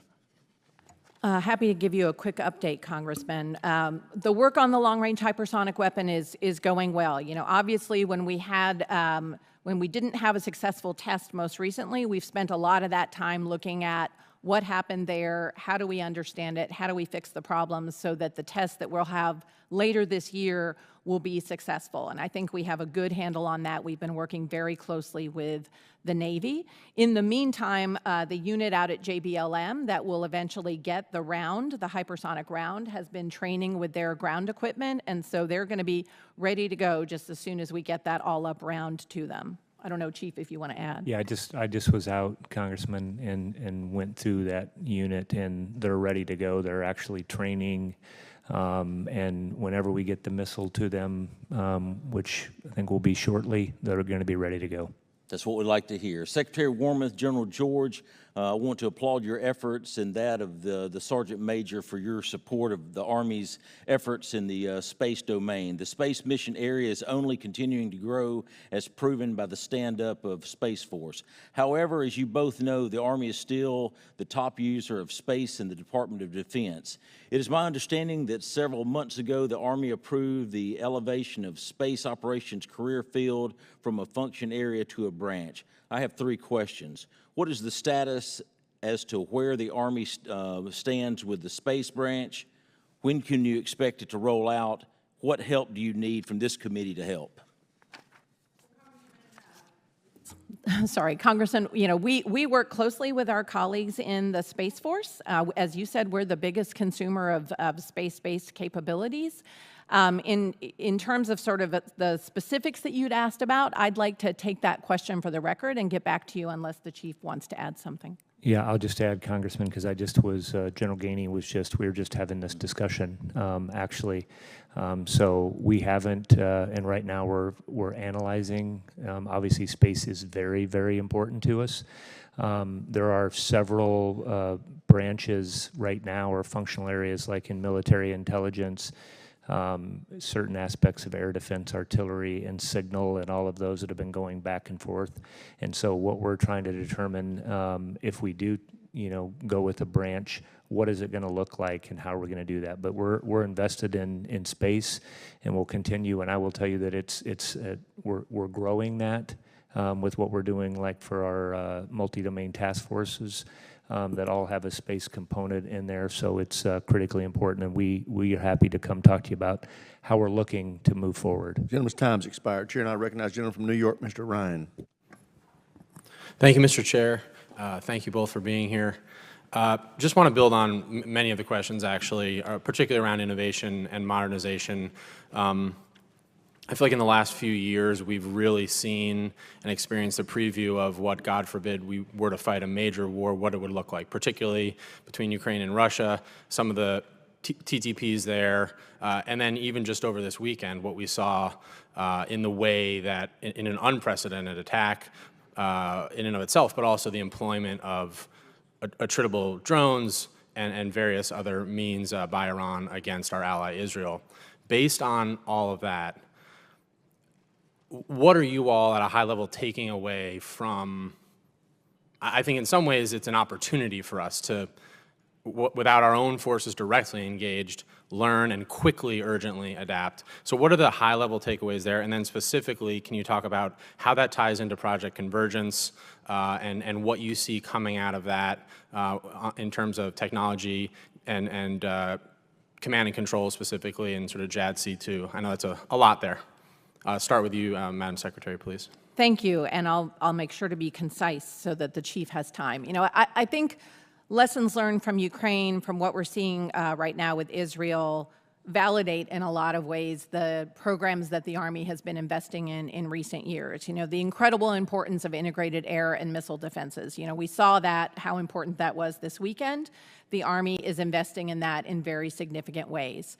The importance of UAS and counter-UAS in a transparent battlefield. Again, since 2020, we've invested over $3 billion in UAS and counter-UAS. We need to do more, and we need to do it more quickly, as we've talked about quite a bit. The importance of long-range fires. Again, whether it's precision strike missile, whether it's our mid-range capability that is ground-launched and has a mobile seeker that allows us to hit ships, incredibly important. I think all of what we've seen in Ukraine and what they've done with the Russian Navy underscores that. And let me turn it to the chief. Yeah, I would say broadly, Congressman, that you're going to have to be mobile and low signature on today's battlefield, which really affects everything else, and why we're starting with the network. I think everybody has seen that American equipment works really well. So I think that is, and what is good about that is our partners and allies that are buying that same stuff and we're using it, and helps with our interoperability, magazine depth. I think we've covered that a couple of times of how important that is. So we could go on for a long time about lessons learned, and we're really focused on that. What can we 3D print, for example? How can we use additive manufacturing and telemaintenance so that we can reduce our logistical footprint that's out there. But we're looking at this in every warfighting function and really across all what's open source, and what's at the more higher end. EW is another one. We're learning, the electromagnetic environment is changing, almost on a daily basis. And so how do we adapt to that? Appreciate that. To push you a little bit, can you give a few specific examples of, with speed and urgency, some new programs? And I spoke about convergence and JADC2, but if there are other things that, I know it's a quick turn, but we've now had a few years of this, are there specific investments in this year's budget that you think directly speak to the high-level points that you rightly brought up? I'll mention a couple. We're actually adjusting our network right now and doing that inside what we're changing from, and what we were talking about is not dragging around big antennas and having server stacks, so we're making those kinds of things, and so we're investing in other capabilities. We're also buying other short-range reconnaissance UAS. You'll see other aspects in our budget, the same thing on counter UAS. So there are things where PRISM is an example for long-range fires. I mean, we could go down a lot of what we were, like the Secretary said, producing is what's going to work on today's battlefield, anywhere it's going to deploy. And I think on the smaller systems, UAS, counter UAS, those are the ones that we need to, I think, pour a little more fuel on the fire on those. And Congressman, I would just add also the integrated battle command control system that's going to tie together a lot of the air and missile defenses. That kind of capability allows us to be able to share data not just across Army platforms, but with other services, and I think that's going to be critical for JADC2. Gentleman's time's expired. Chair, I recognize the gentleman from Indiana, Mr. Banks. Thank you, Mr. Chairman. Secretary Wormuth, is race a factor in admissions to the Army's officer candidate school? To be honest, Congressman, I'm not sure off the top of my head. We basically are looking for the best qualified, diverse folks to come into our officer corps. So the Army has said repeatedly that affirmative action at West Point is, quote, critical to our national security.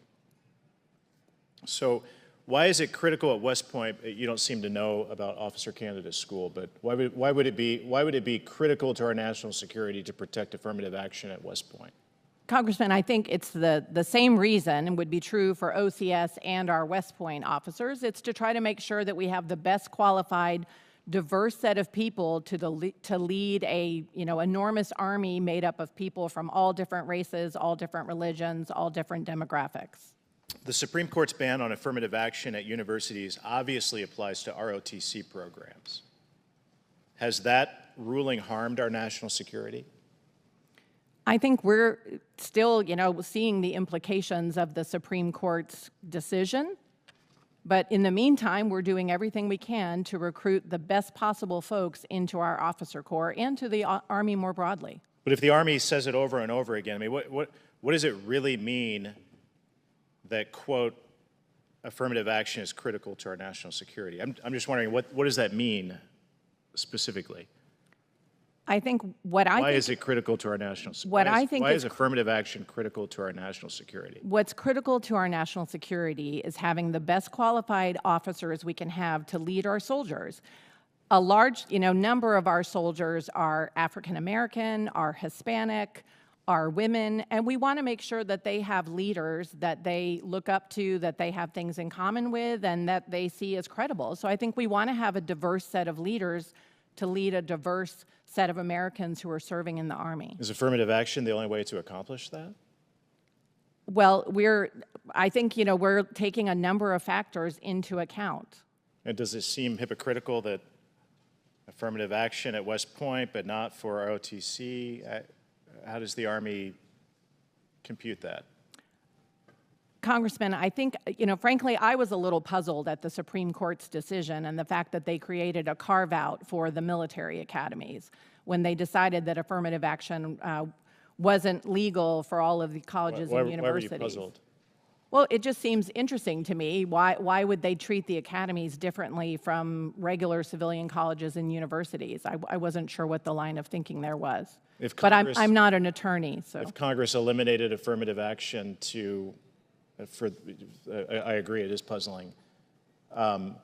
If Congress ended affirmative action at West Point, would the Army abide by that and, like every other college and university in America, and do away with it? The Army is going to abide by the laws of the United States. So yes, I think if Congress passes a law, we'll abide by it.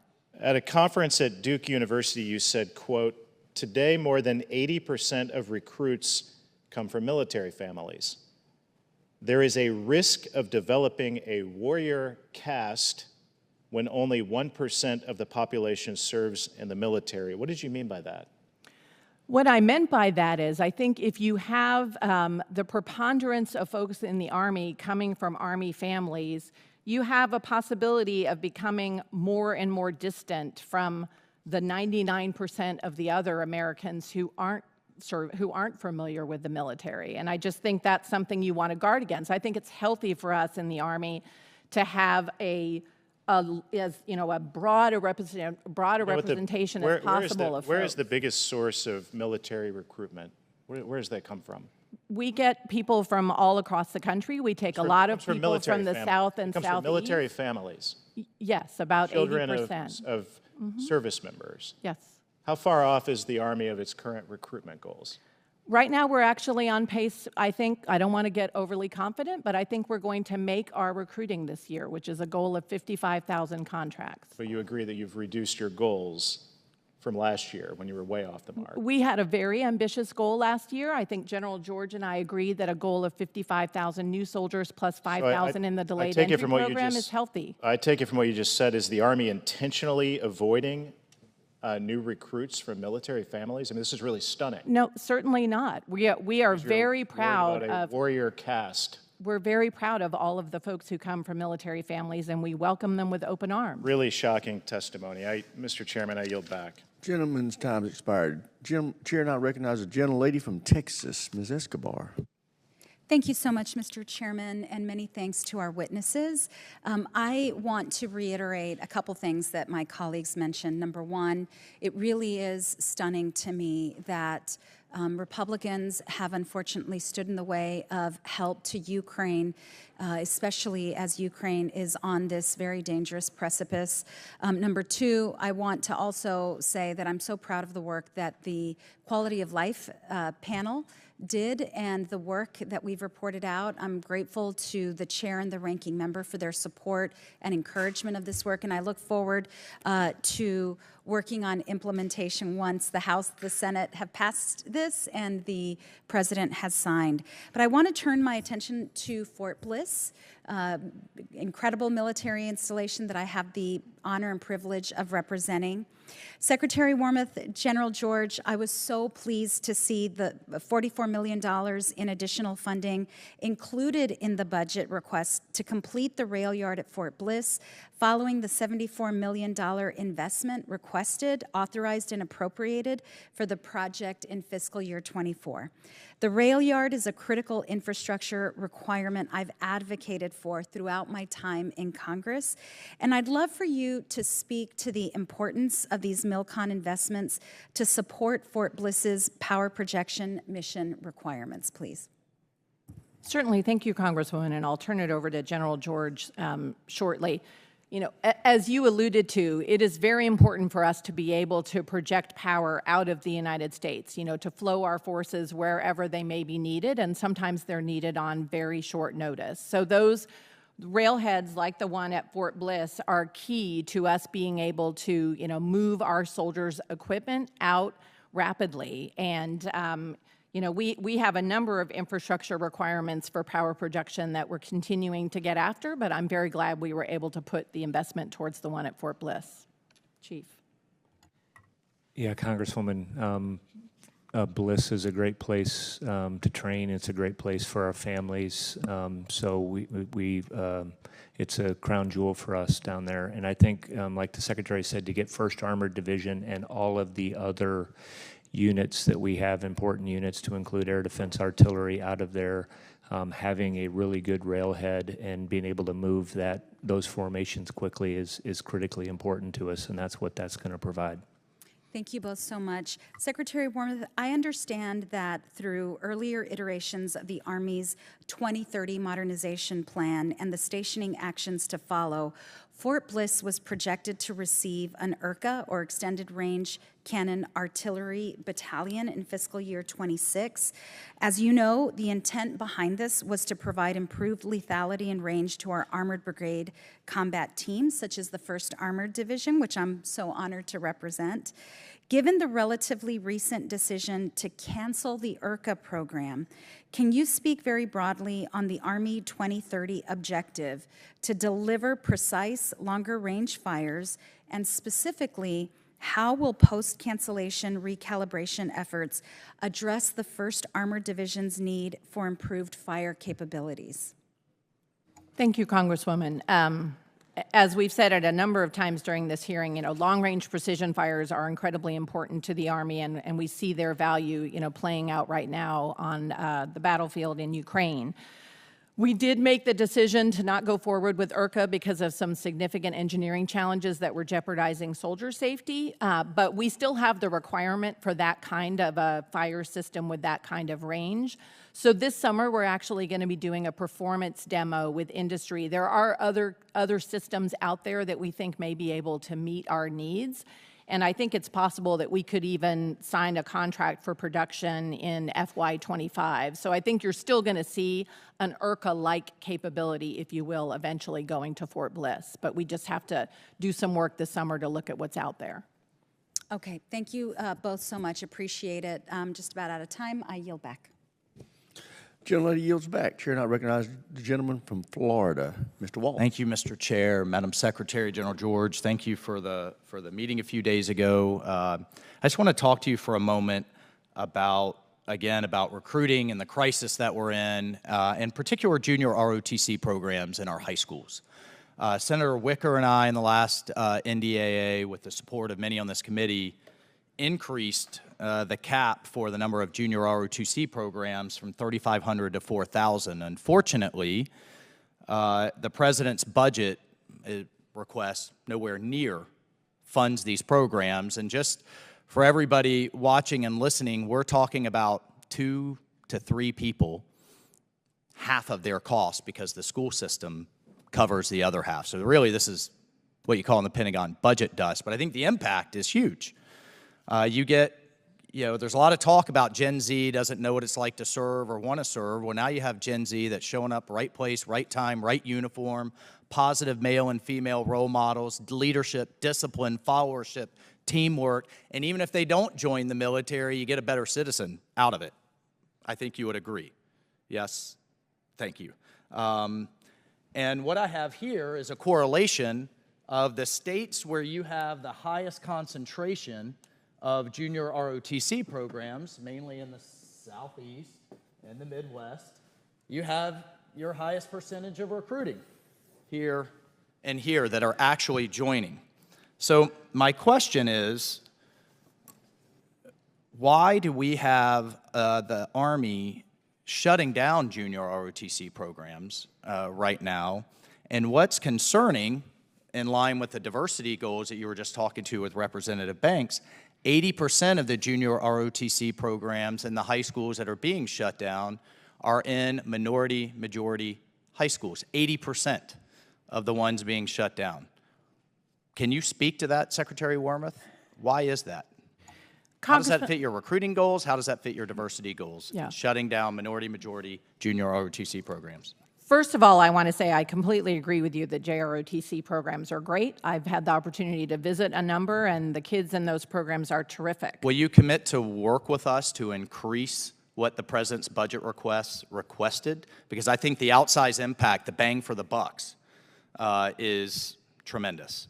Yeah, I think if there's a way to get additional funding for these programs, that would be helpful to us. The limiting factor is funding, and then also instructors, finding people, who are qualified and who... We also broadened in the last NDAA the type of people that can serve as instructors and increase their pay. But please continue. That's helpful because in many cases, frankly, Congressman, it's the instructors and the availability of instructors that can be a limiting factor. And you'll recall there was, I think, a a series of news articles looking at some very unfortunate circumstances where we had instructors engaging in very inappropriate ways with some of those cadets. So we want to make sure we have the right people, you know. Absolutely, but I think those are outliers. I think the vast majority of agree. ROTC are continuing to serve. Absolutely Just in agree with that. the interest of time, please take a hard look at the programs you're shutting down and where. Number one, and we'll have a measure to reduce the number of minimum cadets in this next NDAA. I think if you have 50, 60, 70 kids, that program should continue. Right now, it's at 100, and that puts them on the list to be shut down. So we'll work with you to look at that. Just switching topics very quickly, we've talked about the cuts to our SOF enterprise, to our special operators. General George, you well and everyone knows it was Green Berets, I'm proud to say, that were training the Ukrainians from 2014 on to get them ready for this fight. I think they've had an outsized impact and will continue in Great War competition. One of the biggest concerns is misinformation.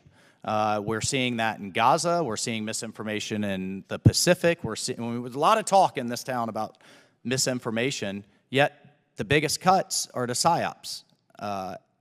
Why is that, Secretary Wormuth?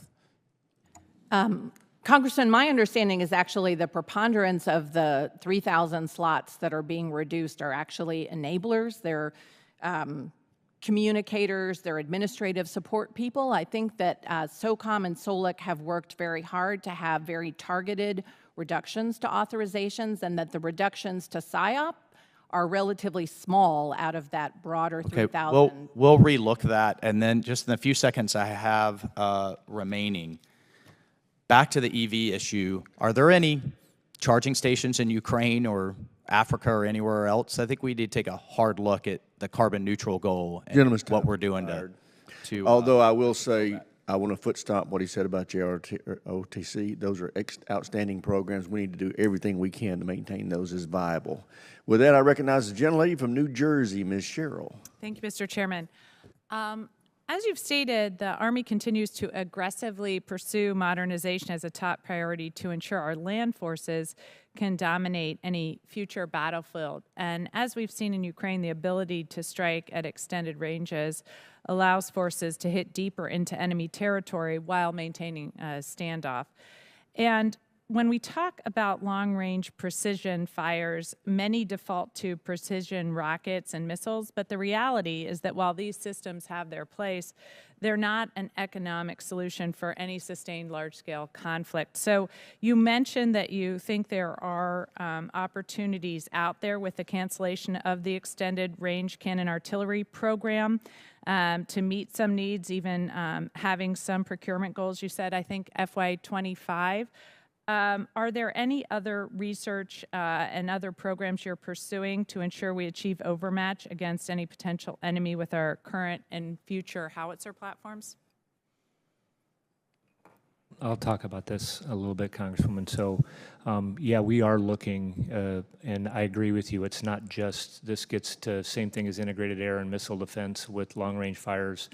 You know, with the extended battlefield, we'll need mortars, artillery, all of that. We're looking at that. And I think what we're looking at right now is how do we become more mobile on the battlefield with all of those systems. Excuse me. And then we also got to look at the round. What can we do to adjust the round?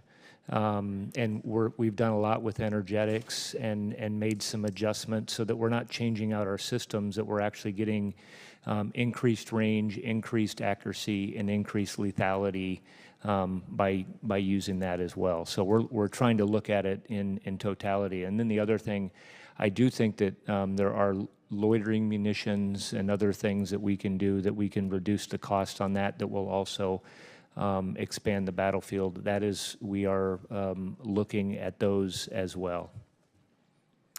Thank you. And our support to Ukraine has also opened our eyes to the shortcomings in our defense industrial base, especially for artillery shells that continue to show their necessity in modern warfare. So Ukraine is limited to firing, I believe I last heard, 2,000 artillery shells a day, roughly 1/3 of Russia's capacity. due to shortages. If the U.S. is to find itself in a large-scale conflict, our industrial base must be able to quickly and effectively increase production of critical munitions to support our armed forces. So, Madam Secretary, this committee has done much to support the Army ammunition production base. What further investments are needed to ensure our organic industrial base can scale production of munitions to meet the requirements of not only today with respect to Ukraine, but potential conflict in the future? Thank you, Congresswoman. The work that's been done, at places like Picatinny and elsewhere in the past couple of years has just been outstanding. I think we've strengthened our industrial base considerably. In terms of future investments, our budget invests $1 billion a year across the 5 years in our organic industrial base, so in our 23 arsenals, ammo plants, and depots. And then, of course, we need to work with our partners in industry to continue to build up our munitions. And so this budget requests over $3 billion a year for munitions, everything from javelins to stingers to gimlers to PAC-3 MSE. So there's a very substantial investment in munitions and the broader industrial base in this budget request. Thank you. And then, as we've seen from the war in Ukraine, it's given us valuable lessons learned as we prepare our forces for large-scale combat operations. It's one thing to develop and adopt technologies such as drones and electromagnetic warfare, but we have to incorporate those lessons into doctrine, training, and the organization of our land forces. So, General George, can you provide an overview of how the Army's incorporating lessons from Ukraine at echelon? How are our soldiers mastering these new technologies while also working on old school tasks such as trench warfare and analog communications? And finally, how are we preparing to counter the lessons our adversaries are learning from this conflict as well?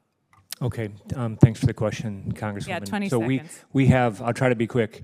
We have Center for Army Lessons Learned over there. TRADOC is leading this, but really all the organizations from the Army Futures Command, making sure that we're learning what we're doing. And we say there's a difference between a lesson observed and a lesson learned. For it to be learned, we have to change how we train, we have to change how we equip, and how we operate. We've been at CTCs, I've been out to every one of them here the last 3 months, and we are doing that. One quick example is, we haven't been looking up and, with drones and what you can be, how you can be seen, and now signature management is increasing. Gentle lady's time's expired. Chair, and I recognize the gentleman from Florida, Mr. Jimenez. Thank you very much. And I want to follow up a little bit with my colleague from Florida in terms of electrification. Secretary, do you believe that the climate change is the greatest threat that we face as a nation? Congressman, unfortunately, right now we face a number of extremely pronounced threats, whether it's Russia, China, Iran, but I think climate change is... It's not the question. Is it the greatest threat that we face as a nation? Existential threat we face as a nation? I generally don't support sort of one-to-end list prioritizations, but I think climate change is a concern for us, certainly. Do you believe that what's more important for a weapon system, to be carbon dioxide neutral, or is it to be effective? Of course, it's for it to be operationally effective. Very good, thank you. So I would hope that when we look at this charge to electrification, that we look at effectiveness more. It's the only, really effectiveness is, to me, is the only criteria that we need to follow. So, Secretary, one of my biggest concerns is that our defense industrial base and the current status of the 155 millimeter stockpiles. What is the Army doing to invest in the industrial base? Congressman, we've invested $1 billion in the organic industrial base, the base that we control, and then we have over $3 billion in our budget for munitions. I think the biggest thing that would be really helpful is if the Congress is able to pass the supplemental, we will be able to get up to the target we've set of 100,000 rounds per month of 155 millimeter shells. If the supplemental doesn't pass, we won't be able to reach that target. Well, I think we agree on that. I actually support the supplemental, or at least parts of the supplemental. I mean, the ones to me that concerns me, the benefit that I get from the supplemental is that we help our allies, but we also help our industrial base, and we need to ramp up our industrial base really quickly. And obviously, you're concerned with our stockpiles of the 155 millimeter. Yes. Yes, I'm very supportive of, investing that money so that we can build up those stockpiles. What is the size of the current Army? Right now, I believe we are at 452,000 active duty soldiers. Is that big enough to deal with the threats that we're facing all over the world? We've been able to meet the combatant commander requirements. Yes, we have, but General George and I are committed to increasing the size of the Army, in particular the active component. By how much? Well, we're aiming to get to about 470,000, Congressman, by 2029. Will that be sufficient to face our threats around the world or potential threats around the world? Obviously talking about the potential threat of China. What's the size of their army? I think they have a very large army, particularly because they have a very large police force as well, an Interior Ministry force. And that's considered part of the Army? It has some similar roles to the Army, yes. Okay. Is it significantly bigger than ours? I think, Congressman, it may be bigger than ours, but one thing I will tell you that I think is a huge comparative advantage for the United States Army is the quality of our soldiers and our leaders. That is a comparative advantage for us. We are much more effective and able to execute mission command than the Chinese Army. And that translates to combat effectiveness. All right. General George, it's my understanding the Army is working on to upgrade the precision strike missile weapon system and increase its range to more than 1,000 kilometers. Known as PRSM Increment 4, the Army requires additional funding in fiscal 25 to maintain the schedule and resource a competitive program. This is one of the Army's highest modernization priorities because of its relevance to the Indo-PACOM theater and contested environments. The current missile has a maximum range of 500 kilos and can reach only a small percentage of identified maritime and land-based targets in China. Is that correct? Congressman, yes, PRISM is a very important missile for us, long-range fires, and we're working on research and development on how we can take the range out. There's other increments, and we can come by and brief you on those different increments that allow us to hit mobile targets as well. So that is part of our portfolio. And the great thing about that system and that missile is it works with our HIMARS, which we know those ground-based fires have been extremely effective. They've proven that in Ukraine, and they can hide and move and very hard to target. So the what is your target date for operation of the new enhanced missile? Well, we're getting, some of PRISM will come online here this calendar year. Gentleman's time's expired. Chair, and I recognize gentlelady from Hawaii, Ms. Takuda. Thank you, Mr. Chair. Secretary Wormuth, I appreciate the extent to which you have made child care a priority for the Department of the Army under your leadership. Last week, military.com released a damning article detailing systemic delays in reporting child abuse and harm in the Department of Defense's child development centers. Too many instances when processes and systems, or lack thereof, have failed our children and our families. Given that the Army owns and operates the majority of the department's child development centers, its policies on child care are especially important and impactful. In reviewing Army regulation on child development services, the section on reporting requirements for allegations of child abuse is, quite frankly, confusing. The threshold for action is far too high, especially when we are talking about potential child abuse. It takes too long, and quite frankly, the determination of what sufficient credibility means is subjective. Noticeably missing from this section of the regulation is any mention of notifying parents and legal guardians. In fact, the regulation only explicitly requires parents to be notified about their child in very limited circumstances, in medical emergencies, instances of communicable disease, acute illness, unusual occurrence, excursions, availability of care, change in personnel, no mention of child abuse. Secretary Wormuth, in the interest of the health and safety of our children, what steps can the Army take to clear up its policies on reporting these instances of child abuse and ensure that parents and legal guardians are part of those policies?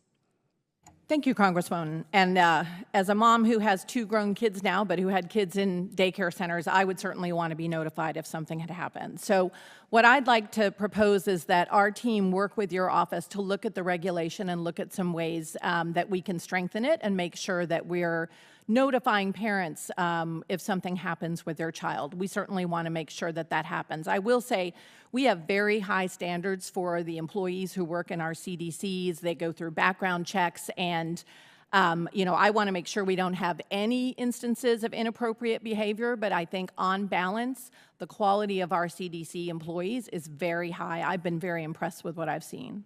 Thank you. And the bottom line is those policies need to be, reflective of the actions we like to see, and we have to make sure we hold them accountable. Military.com also reported that some updated policy is marked as CUI, controlled unclassified information, making it difficult for some parents to see those policies and actually know the information they should be getting about their children. Secretary, would you please explain why these policy documents have been marked CUI in many cases, and what will the Army do to make sure that parents and legal guardians are clearly informed of these policies? As I'm sure you know, Congressman, CUI I think stands for basically, unclassified information. It's, but it is official purposes. But we want to make sure that parents understand what our policies are and have access to that information. So I'm confident we can find a way to make sure that our regulations and policies are available for parents and we can be transparent with them. Thank you. We'd like to remove as many barriers as possible for parents to know how their children are doing in the care that they're receiving. One last issue I'd like to flag is the fact that the regulations rely significantly on individual garrisons to implement standard operating procedures, meaning there is no clear, single, unified standard. Not only does this create a patchwork of procedures for reporting incidents, but it also makes it harder, quite frankly, to track these issues more broadly between garrisons. Secretary, what is the department doing to implement a clear, unified standard for documenting incidences of all kinds at Army Child Development Centers, especially for those incidences involving child abuse? Congresswoman, what I'd like to do is take for the record that question so that I get back to you with accurate information. I do think we want to have a clear, consistent standard for all of our CDCs, but I also want to emphasize that I think there's every installation is different. Every installation has different programs. So my goal would be to try to make sure we have a clear standard, but we still give our garrison commanders flexibility so that we can tailor to what makes sense to their area. Thank you. I look forward to those responses. And while we all want flexibility, bottom line is we all want our children to be safe. I cannot understate how absolutely unacceptable all of these things are that were in the article that's happening even in my hometown of Hawaii, and how important it is that the department act quickly to fix these issues that were raised in the story itself. This is a broken trust. And for the state of readiness we've been talking about today, for our military men and women to do their jobs, they need to trust that their families as well are also safe. And I worry that if we don't act quickly, and we don't aggressively enough tackle this issue about how we keep our children safe in child care institutions, we erode that trust and make it even harder to recruit and retain the talent that we need. Thank you, Mr. Chair. I yield back. Gentlelady's time's expired. Chair, and I recognize the gentleman from Texas, Dr. Jackson. Thank you, Mr. Chairman. I appreciate it. Thank you to our witnesses for being here today. Really appreciate your time. The Army's at a pivotal moment in time right now where we must modernize our force to meet the challenges of a future conflict, but we need to assure we are leveraging our investments in the right way. With our strategic focus on the Indo-Pacific, we must prepare and adapt for the vast ranges and contested battle spaces in which we will operate. In the Army's aviation investment rebalance announcement, I was happy to hear that you both are fully committed and dedicated to the future long-range assault aircraft and the Bell V-280. As you both certainly know, I've been one of the chief advocates here in Congress for the Army's aviation modernization efforts. I think we all understand that this new aircraft is a massive leap ahead in terms of capability, flying twice as far and twice as fast compared to the helicopters it will replace. General George, I would like to ask you, can you assure us that the Army has an ironclad commitment to this program? And can you describe in some detail how the new capabilities provided by this platform will be advantageous to our operational forces and why it's so critical to the future of the Army? Sure, Congressman. It is a leap ahead technology. I think it's going to change how we're able to insert forces on the battlefield and do a plethora of missions with this. It's also going to give us the ability, what we've been working with is as far as other launched effects that could come with this program. So it's going to provide us significant capability. We are committed to it, and Okay. I agree with you. I also want to point out, too, as an emergency medicine physician and a physician in the military that served in a combat zone as well, I fully understand the importance of what we used to refer to as the golden hour, but obviously, time is translated into lives, and lives that we will or won't save. With the Indo-Pacific in particular, obviously, there's going to be some long medevac distances, and I believe that some of these V-280s are going to be outfitted specifically for that mission, and I think that I can't reiterate how important that's going to be in a future conflict to be able to get someone from the point of injury on the battlefield to the next higher level of care. And I think that this platform is right now the only thing that's going to be able to do that. In the budget request for this year, it looks like there's a roughly $1.26 billion included for future long-range assault aircraft development. General George, can you speak to that funding? What that funding will provide for future long-range assault aircraft program, and is it the amount of funding? Is it the right amount to keep this program on track and on schedule to field the first operational unit in FY30? Yeah, I think it is the right amount, Congressman, to make sure that we, keep everything on track and keep moving forward. And like you said, and I mentioned just a couple of missions, this will be this aircraft with its speed and its legs, how far it can fly, will be a multi-mission aircraft for us, and it's important that we get it into the force as soon as we can. Well, thank you. As a member of this committee, I'm committed to doing everything I can to make sure that we stay on track and you have everything you need to make that happen, because I believe in it as well. Real quickly, I just wanted to ask you a quick question. A few weeks ago, the commander for SOCOM told the Intelligence and Special Operations Subcommittee about the dangers of the proposed cuts to the Special Operations Forces in the Army. I get it, with constrained budgets and record inflations, difficult decisions have to be made by cutting specialized personnel and their unique capabilities from the force. I think that it's a little bit strategically short-sighted. It undercuts our strategy to compete and deter our adversaries, because I promise you our adversaries are not doing the same. When asked about the Army's decision to cut these special forces, General Fenton said, "The challenge is that it's against the backdrop of ever-increasing demands from our combatant commands. A 150% increase or more in our crisis response missions over the last 3 years in this ever-changing, more challenging character and environment of war." And I agree with him on that. I think things, with the new focus on the Indo-Pacific and the continued focus on counterterrorism and the global war on terrorism, I don't think that's going away. I've been briefed on this topic, and I was told not to worry about it because it's not the operators that are being cut. It's just the soft enablers or those positions. I just want to reiterate that I think that those enablers have a lot of extra training when through these units, and they're very special in their own regard, and I don't think they can be easily replaced or interchanged. And so I wanted to ask you, what are your thoughts on this number? What can you tell me what the level of risk is that we're absorbing by cutting these 3,000 soft personnel during a time where conflicts are growing worldwide?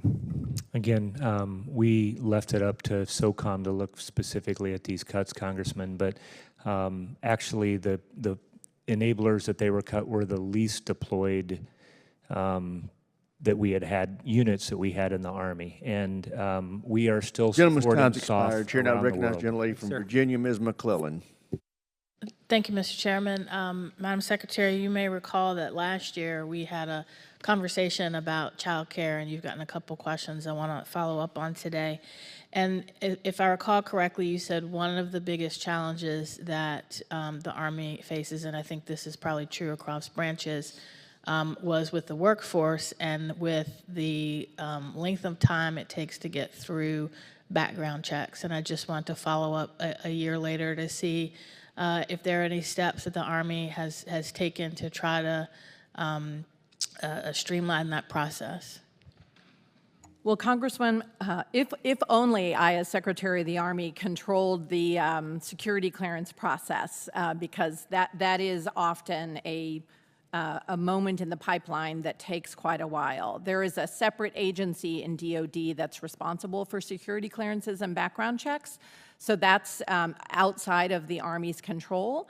But we are certainly doing everything we can to try to, help folks who are applying to our CDCs, to help them fill out the forms in ways that, reduce the number of questions and back and forth that they get. But the background check continues to be, a bit of a long pole in the tent. At the same time, I will just say to Congresswoman Takuta's points, that security clearance is important. We do want to make sure the people we hire are And are I don't safe. I don't doubt that. I know. I think if it is the largest challenge to filling these child care centers, over the past year, I've spent a lot of time either visiting bases across the, not just the Army, talking to CDC providers, talking to service members, and it is a critical issue that I hear. One of the biggest issues with recruitment and retention, and frankly, morale, is the inability to have quality, affordable childcare. And when they can't get it on base, there's also a crisis in the community where the base is, and we've got to do everything we can. So I don't disagree with you that they have to go through the background check. But if it's one of the biggest impediments, we also got to do something to fix that impediment. One of the other impediments that I hear is, or one of the programs that I have heard is benefits with tuition assistance, professional development, that the DoD is trying to give to recruit and retain employees at child care centers. But a lot of these employees don't know that these benefits are available. And I heard that directly from employees and their supervisors. Can you tell me whether the Army has conducted a review to ensure that employees and potential employees know about these benefits that are available as they are recruiting and trying to retain their child care workers? Congresswoman, I don't think that we've done a review at the headquarters level. That's something we can talk to our G9 about doing that. I think our garrison commanders, who are usually the folks who are interfacing most often with the CDCs and the employees there, are very aware of the different incentives we have, whether it's recruiting bonuses, whether it is discounts for people who work in the CDC for their children to go there. First child goes free, second child goes 50% off. Our garrison commanders are, I think, very familiar with those, but we can certainly look at how we can do more to get that message out. I'd suggest you do that because there are a lot of people that just don't know. Given the developing Russia-China partnership, we've seen it's more important than ever that the U.S. work with its allies to deter threats, and obviously this weekend was a perfect example of the importance of that. Can you elaborate, either of you, on how the Army has sought to deepen its ties with partner nation militaries at all levels, from industrial base coordination to technological interoperability and multilateral training?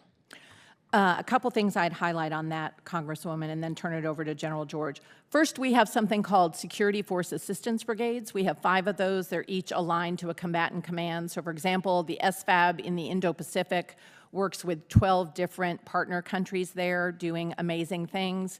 On the industrial base, we are going to be, the Australians are going to be co-producing Gimler's missiles for us.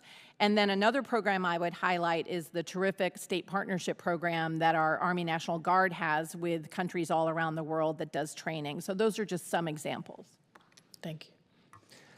I'll just, 88 state partnership program, just to plug for the Guard and what they're doing. And every time I go to Romania, what I hear, the first thing I hear is Roll Tide. So I know they're having an impact over there.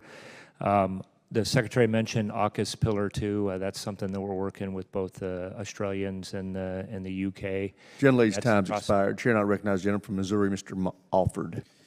Thank you, Mr. Chair, and thank you, Ranking Member, for this important hearing today, and thank you for our witnesses. As our witnesses know, my district hosts the Army's Fort Leonard Wood Home to Training and Doctrine Command Maneuver Support Center of Excellence under the leadership of Commanding General Beck. The Maneuver Support Center of Excellence is the only location for soldiers and Army leaders to hone their expertise as engineers, military police, chemical, biological, radiological, and nuclear CBRN specialists. Later this week, sappers at Fort Leonard Wood will compete in the annual Best Sapper competition. I encourage everyone to watch on Fort Leonard Wood's Facebook page, U.S. Army Fort Leonard Wood. It starts this Friday. Ought to be good. I want to thank, in particular, the Army, and personally thank you, Secretary Wormuth, for going to Fort Leonard Wood, for your attention that you have paid to this distinguished installation. In the President's budget, $144 million is now dedicated to advanced individual training barracks at Fort Leonard Wood. Thank you so much. It's great news. It's going to mean a lot for our soldiers. Additionally, the Quality of Life Panel, which I was a part of, released a list of recommendations last Thursday that will dramatically improve the livelihoods of soldiers and their families all over the world and across the military, and I want to personally thank General Bacon for having me on this panel and for his leadership. I'm excited for these recommendations to serve as the foundation of the fiscal year 25 NDAA. We have the opportunity now to take care of the service members who take care of our nation, and I know we're going to do the right thing. The Army is also going through changes related to its structure, and I'm supportive of the Army's efforts to do that to meet our new challenges. However, I encourage the Army to ensure that as it changes, it continues to support the communities that in turn have supported the Army for so many years. Secretary Wormuth, as the Army does restructure, it's cutting military police battalions and engineer units. It's going to affect Fort Leonard Wood. Fewer positions in these specialties will mean fewer soldiers over time attending basic training at Fort Leonard Wood. It's going to disproportionately impact the rural community around the installation compared to that of other installations, and I will submit to you it already is. Is it feasible to plus up the number of soldiers attending basic training at Fort Leonard Wood to ensure that the community is not too adversely affected? Congressman, first of all, we look at our Army force structure and how it's arrayed every year through the total Army analysis process that we use. So we will continually be looking at that to include at places like Fort Leonard Wood. I do want to note, and we have, in the restructuring that we've done, we were looking at authorized spaces, basically spaces, not faces. And at Fort Leonard Wood and at many of our installations around the country, the actual number of soldiers right now is below the number of authorizations. So it is possible, and the reason I'm hesitating a little is because I don't have Fort Leonard Wood's kind of footprint in my mind in terms of numbers, but in many of our major bases, by the end of the next 5 years, the number of actual soldiers at Fort Leonard Wood may be higher than what you have now, in part because in so many places, due to the recruiting challenges, we're actually below the number of authorizations. Do you have a percentage of that increase? I just, again, don't have those numbers off the top of my head, but us? we can get them to you, absolutely, Thank because you we so do much. have them. Can you talk about the changes that the Army is making to the Army's Criminal Investigation Division? I know we've talked about this in my office, and the impacts it will have across the Army and also at Fort Leonard Wood, where CID agents get their training. Absolutely, and our CID agents get terrific training at Fort Leonard Wood. Again, I was pleased to be able to see a lot of what the installation offers when I was there. Broadly speaking, what we're trying to do with CID, and a lot of this came out of the commission that looked at everything that happened at Fort Hood in the wake of Vanessa Guillen's murder, we are essentially transforming at least 60% of our CID agents to civilians. So it won't be a fully military force anymore. And I think one thing that's going to do is improve the level of professionalism, the level of experience that our agents have, which is really important, I think, particularly given the importance of their investigative role. So that's broadly what we're doing with the transformation, but happy to have Director Ford come and talk with you in more detail if you'd like. I would love to have a discussion with Director Ford personally. Thank you so much. And again, thank you, Secretary. And General, thank you for your service to our nation. I invite you to Fort Leonard Wood anytime. Would love to accompany you there. All right. Thank you, gentleman yields back. The chair now recognizes the gentleman from New Mexico, Mr. Vasquez. Thank you so much, Mr. Chairman. Thank you, Secretary Wormuth, General George, for taking the time to speak with us today. I have the privilege of representing New Mexico's 2nd District, home to White Sands Missile Range, the birthplace of America's Missile and Space Program, and the Department of Defense's premier research and testing facility.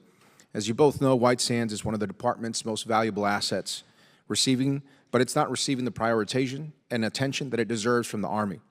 Rural installations such as White Sands face unique challenges to provide sufficient and adequate and modernized housing for service members and their families. During my visit to White Sands this year, I spoke with base leadership about how they're currently at over 90% capacity for their on-base housing and are struggling to meet housing demands. Unfortunately, the Army's own calculations don't recognize that White Sands is reaching maximum capacity because the formula only counts uniformed personnel who are living on base and does not count additional civilian and contractor workers who also live on base. Because the Army marks White Sands at a significantly lower capacity, the base faces greater challenges getting the resources needed to modernize, expand, and improve its housing conditions to meet actual demand. Secretary Wormuth, Would you say that updating outdated housing for service members is a top priority in this budget request? Yes, we've put a lot of money towards barracks. We've also put a lot of money towards new homes, for example, or renovating family homes. What could the people of White Sands expect from this $2.1 billion, I believe, per year to achieve safe quality housing over the next year if this budget request is granted? Well, the $2.1 billion is focused on barracks exclusively for unaccompanied soldiers, so it's not going to get after some of the housing issues. I think, Congressman, what I would suggest is that we look specifically at White Sands and see if, in fact, we are, for some reason, not appropriately, thinking about soldiers plus civilians and contractors. I think, we can certainly look into that with you. Thank you so much. I really appreciate that, Secretary, and that is a challenge that we continue to face because we do have a mix of both civilian, contractor, and of course enlisted personnel that rely on base housing that currently is not being met. Many of the buildings at White Sands Missile Range were also constructed in the years following World War II, including much of the housing, and decades later, on-base housing is in dire need of upgrades. Last year, I was proud to help secure Section 2833 in the FY24 NDAA, which terminated all waivers that allowed for unsatisfactory housing to ensure that all Army housing adhered to current living standards, particularly surrounding square footage per soldier. Secretary, given this, how exactly does the Army intend to go about improving housing given this new directive? Congressman, we're looking at a few things, to include looking at the design, for example, of our housing, of our barracks in particular. One thing we're doing is trying to shrink the inventory of the worst barracks, the Q3, Q4. We're hiring civilians to be barracks managers, to go into our Department of Public Works to help us do oversight better. And the chief and I and others are looking at the standards for design to look at, what is the bare minimum for square footage, how many soldiers per room. We want to look at that and do that in a way that's cost effective but gives soldiers good housing. Thank you, Secretary. And do you believe that currently the Army or in your budget request has the adequate personnel, resources, and planning ability needed to execute these directives to improve these housing conditions? And if not, what else can we do to make sure you have those resources? Thank you, Congressman. Two things I'd say, and again, I'd like the chief to add. One, we do need to hire more barracks managers, and there's money in the budget to do that, although we continue to be looking at what the requirement is for that. Two, I do want to say, given the inventory of barracks and housing that the United States Army has, it's enormous, it's bigger than any service, and we don't have the money in our budget to, get that inventory up to a high standard in a short time frame. It's just going to cost in billions of dollars. So while we've put a very strong investment towards barracks, it's going to take some years to really get after that problem. Thank you, Secretary. And Chief? Yeah, the only thing I would add, Congressman, is we are reviewing on the barracks, and we can come back, and we want a little bit of flexibility, and we're talking to soldiers out there. I've lived in those barracks. The second is we're also looking at how we can spend our money, better, and some of the process things that we've just done with including the Corps of Engineers to kind of streamline what our process is. So we're studying what they're doing out there. One of the places that we went and looked at was University of Alabama, and kind of comparing the cost for what we're building. And I would love to have our team come over and kind of walk you through that. Thank you, General. Thank you, Secretary. Thank you both for your service. Mr. Chairman, I yield back. And I thank you for talking with the University of Alabama. Chair now recognizes the gentleman from Texas, Mr. Fallon.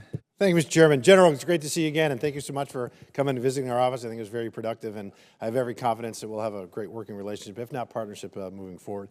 I wanted to visit with you on the Humvee retrofit program. Some people may not know that IEDs posed a great threat to Humvees, and to mitigate that, we created another issue, which was it's susceptible to rollovers, as you know. Unfortunately, there's been 349 rollovers. Over 700 soldiers have been injured, and tragically 130 have been killed. And so when I read the base budget request, I have to admit, I was a bit befuddled, because it was a request for $45 million, and it was even more so confusing to me because it was published after the Assistant Secretary for Acquisitions told Inside Defense, and I quote here, "The core issue with the program's speed and volume is Congress isn't appropriating enough money." And I have to take offense to that. I have a sliver of anger, bewilderment, and bafflement, because for 3 straight years since I've been in Congress, in a bipartisan fashion, in a bicameral manner, we have appropriated 4 times as much as what the Army has asked for. So please help me help you. I think it's feasible to do it within 5 years. There's going to be NDA language that will be written in to do that because we're talking about soldiers' lives. So General and Madam Secretary, help us please do the right thing. And can we count on you? Madam Secretary and then General George.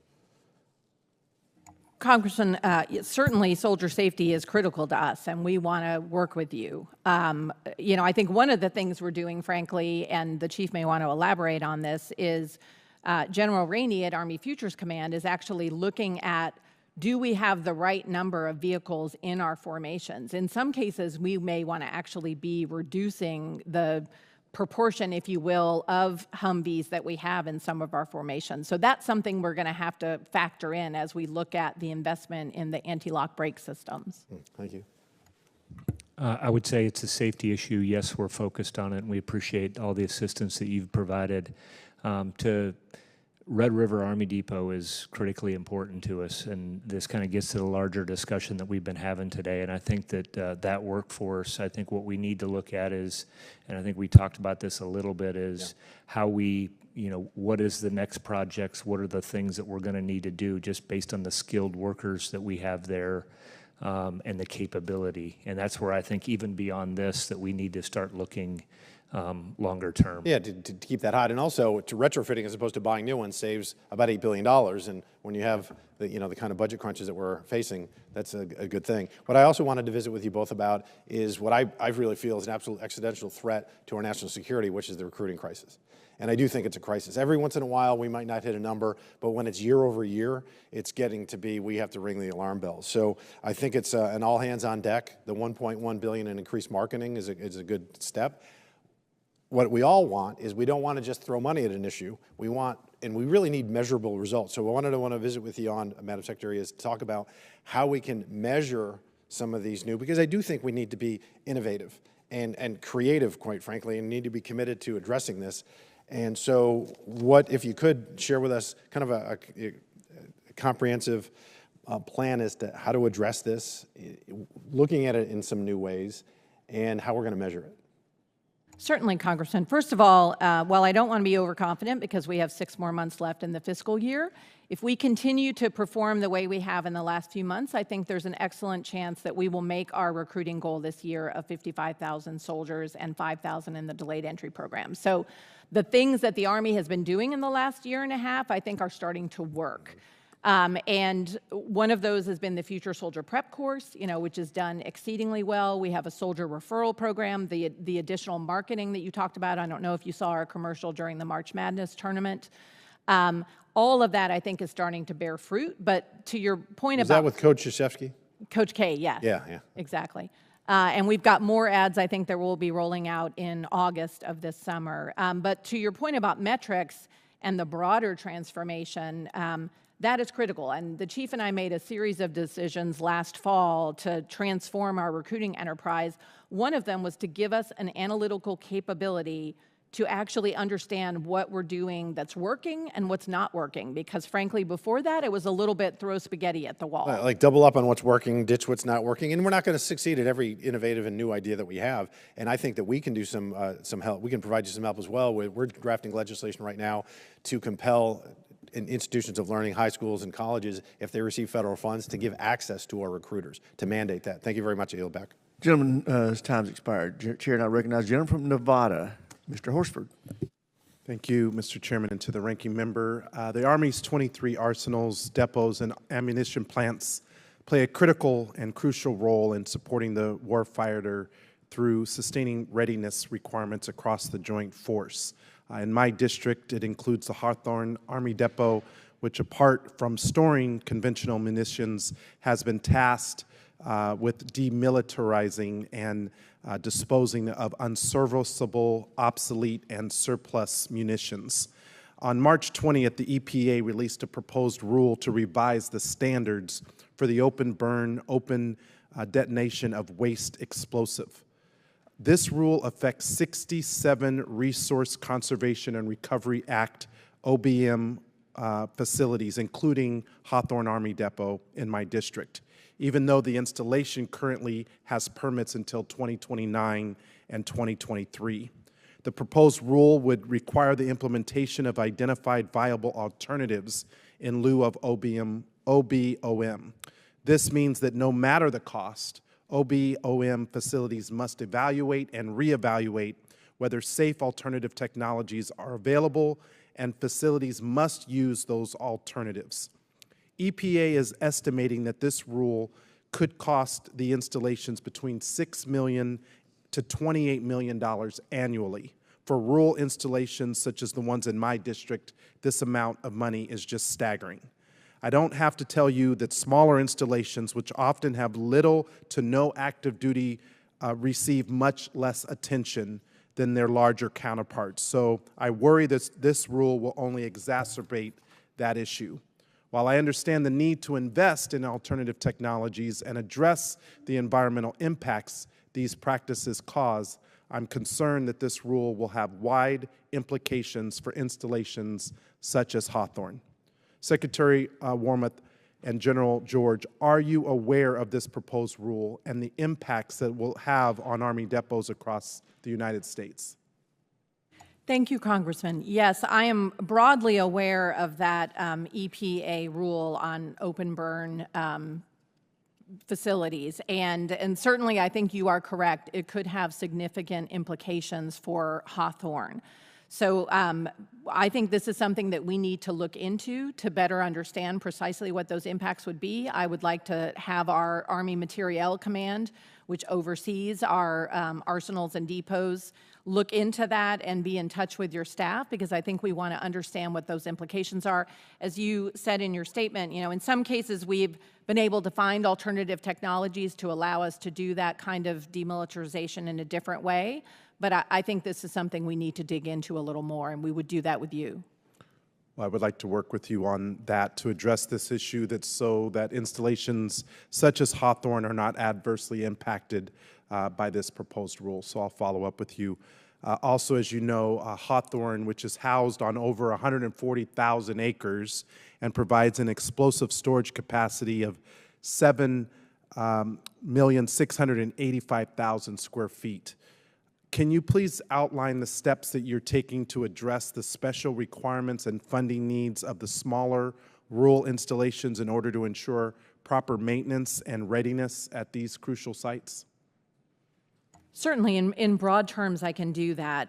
All 23 of our arsenals, ammo plants, and depots are critically important to our organic industrial base. And through the leadership of Army Materiel Command, we have a 15-year facilities investment plan and an organic industrial base plan that looks at our investments. And we look at each of them individually to try to determine what their current and future requirements are. And then we basically bring that into our budgeting process to try to make sure that we are investing in those facilities in the way that's needed. I'll be honest, given our top line, we don't always have all the money we need to get to everything right away, but we do have a 15-year plan. Thank you. And again, I'd like to follow up on a few items specific to Hawthorne, some of the issues that I've been able to work with the chairman and the ranking member on in the past. I do not want these installations to be forgotten or ignored. We have critical needs throughout, but places like Hawthorne and other rural installations are vitally important as well and should be given priority. So with that, I yield back. Gentleman yields back. Chair not recognize the gentleman from Georgia, Mr. McCormick. Thank you, Mr. Chair. Secretary Wormuth, I noticed that we have a recruiting shortfall this year. How many thousands are we below what's our shortfall for the Army right now? Well, Congressman, right now we're again, I don't want to be overconfident, but we are on track, I think, to make our recruiting goal this year, which is 55,000 new contracts plus 5,000 individuals in what we call our delayed entry program. I'm familiar. Now, given the recruiting shortages we had in the past, we're still undermanned though, correct? Well, we're able to meet all of the requirements that the combatant commanders had levied on us. We would like to grow, absolutely. General George and I want to see our end strength come up, and our plan is to have our end strength be at 470,000 by 2029. And you're at 452,000, but is that 452,000 manned right now, or do you have a shortfall? It is manned right now. Okay. I mean, yes. Our Very good. authorizations are above that, but we are manned at 452. Gotcha. And I noticed a couple things. First of all, the former sergeant major of the Army still owes me 100 push-ups for not making his goals last year when we made a bet on it. I always say that it's because the Army doesn't have as good a commercials as the Marine Corps, but that's just my opinion. Obviously, the barracks conditions has something to do with morale and retention. I was in the Marine Corps barracks in Camp Lejeune recently. I saw some really bad ones and some really, really good ones. There's a disparity as we continue to build towards something better. One thing I noticed in Georgia, though, Fort Stewart is really bad right now. I'm sure you're aware right now, but one of the recent analysis showed that there was brown faucet water, moldy ceilings, raw sewage on the bathroom floors. This is for the 3rd Infantry Division at Fort Stewart. What are we doing to improve that, and what can we expect for a timeline? Congressman, that's what the $2.1 billion investment is all about. You know, we are trying to reduce the inventory that's Q3, Q4 as quickly as possible. So we're going to be investing in, you know, construction of new barracks. We're investing in sustainment at 100%, which we haven't done in years and years. We're hiring new barracks managers. And we have a whole process where, like, you know, the Fort Stewart garrison commander and division commander can weigh in and basically hold up their hand and say, you know, we are in dire need. But we are investing a lot of money to try to get after that exact problem. Good. I'll look forward to updates on that. I know one of the things we noticed with forward reconnaissance, General, we're using drones now, autonomous drones for forward looking in place of reconnaissance. I think it's great because we used to always say about force recon that you are swift, silent, and totally surrounded. This is a better technology for outward-looking technologies that we can use to give a battlefield update real time. Is the Army fully committed to this, and do we need to do something in Congress to accelerate that program to save lives and form the battlefield better in the fog of war? I think we get that that's where we have to go.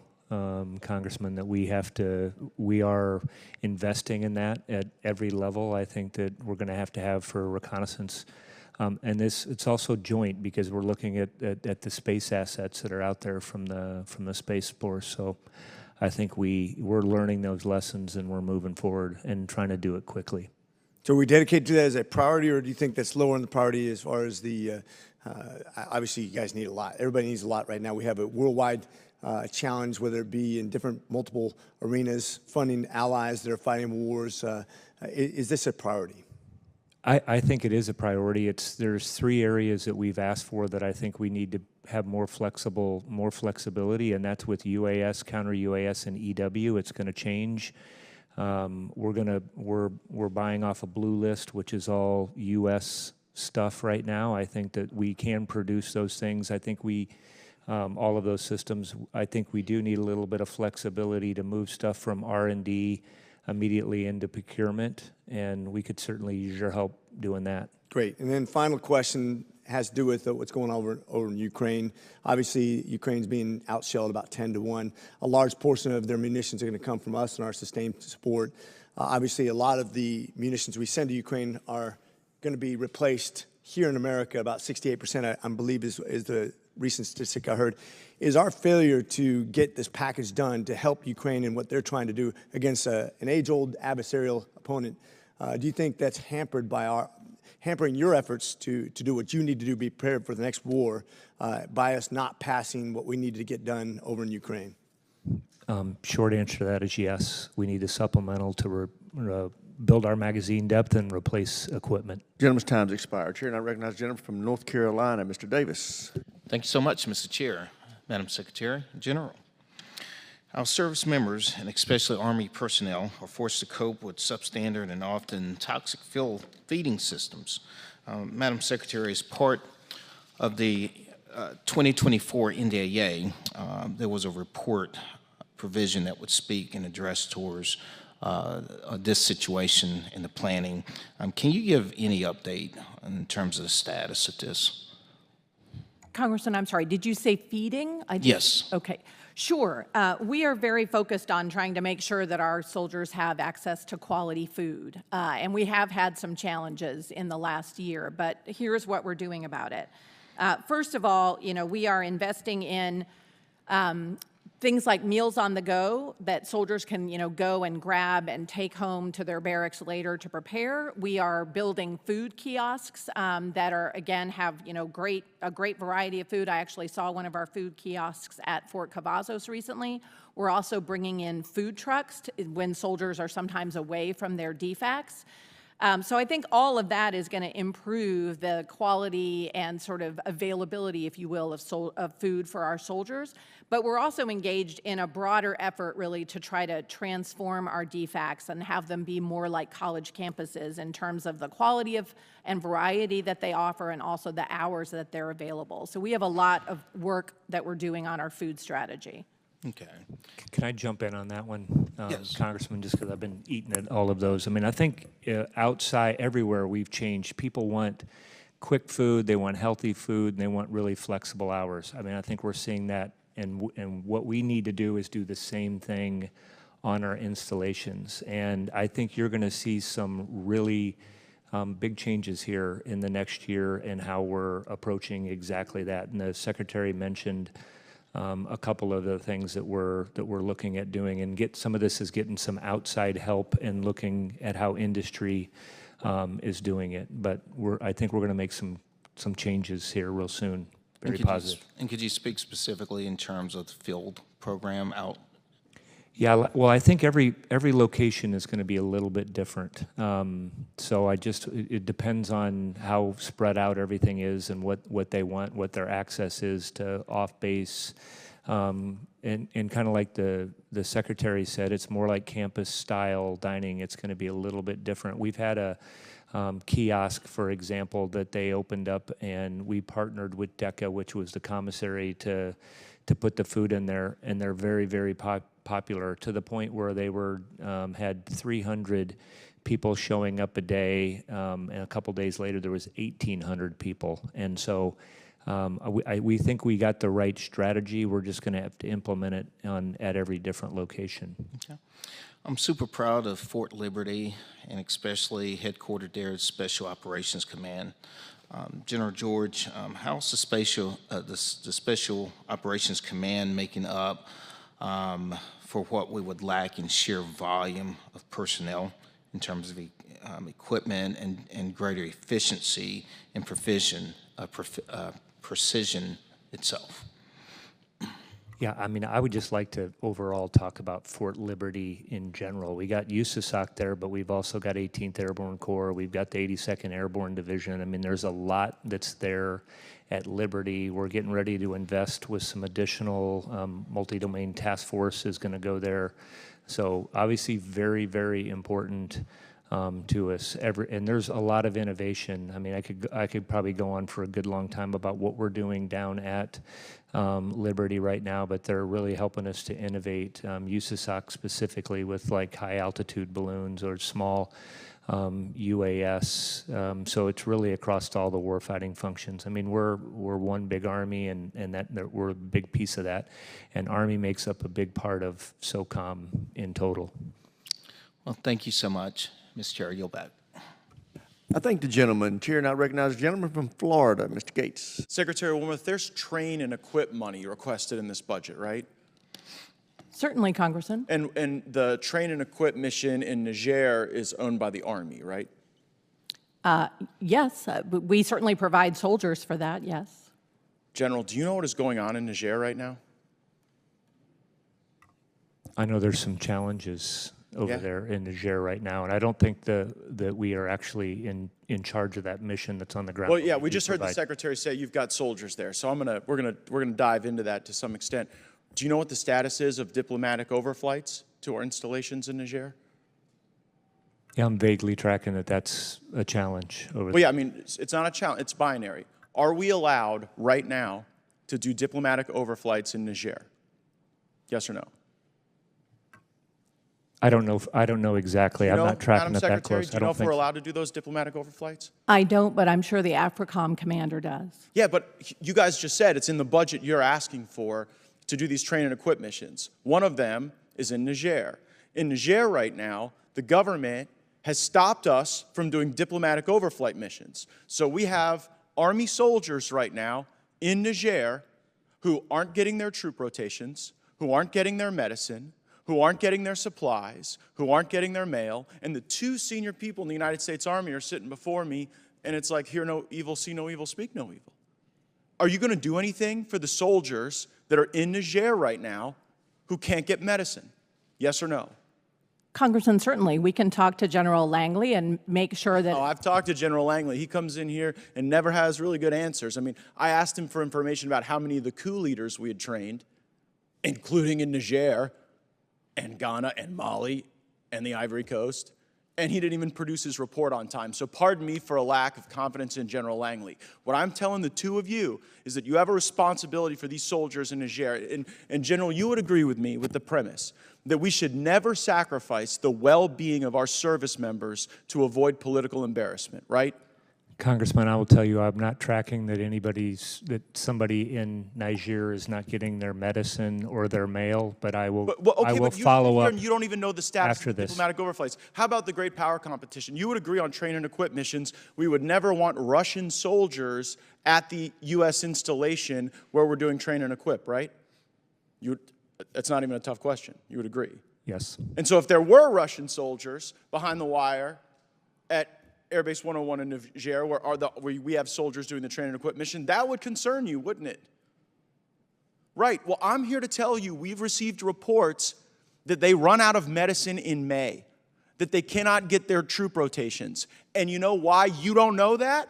Because it's a cover-up. Because the U.S. Embassy in Niger is covering it up because of Secretary Blinken's embarrassment. Because Blinken went there in March of 2023 and said this was the centerpiece of our Africa strategy. This was the model of resilience. And then, lo and behold, the very coup leader we trained takes over the country. And then we struggle with whether or not to call it a coup. We've now called it a coup. Since we've called it a coup, now they won't let us get folks in and out. And so I'm looking at what could erupt as another Benghazi, where there is no mission to do. There is no train and equip right now with the coup leaders. So we got a bunch of people sitting around without their supplies, without their medicine, and the whole reason intelligence isn't getting to us is because the embassy is blocking it because Blinken is humiliated that this failed.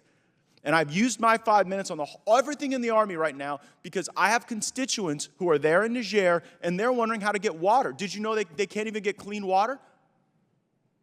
Did you know that the partner nations that we have at that base with our soldiers, the partner nations, the Italians and the Germans, they've stopped cooperating with us. They won't even help us get provisions to our troops because of the status of forces agreement that we have with the government being deemed invalid. I am just a country lawyer from North Florida, but this strikes me as something the two of you should know about. I get the blank stares, but Secretary Wormuth, can I take as your commitment that you are going to leave here and you're going to see to the well-being of these folks in Niger and that they can get the rotations and the medicine they need? Certainly, I will make sure they're getting the medicine and the water that they need. Yes, Congressman. Great. Mr. Chairman, I have a number of unanimous consent requests. First, an article from Politico. It's like a bad movie. U.S. officials who helped train Nigeri troops reel from coup. Without objection, so ordered. Russian troops arrive in Niger as military agreement begins, and from the BBC. Without objection, so ordered. Uranium, Niger termination of U.S. military ties followed accusation of uranium deal, March 17, 2024, from the Wall Street Journal. Without objection, so ordered. Gentleman's time's expired. Chair, I recognize the gentleman from California, Mr. Carbajal. Thank you, Mr. Chair, and thank you both Secretary Wormuth and General George for being here today.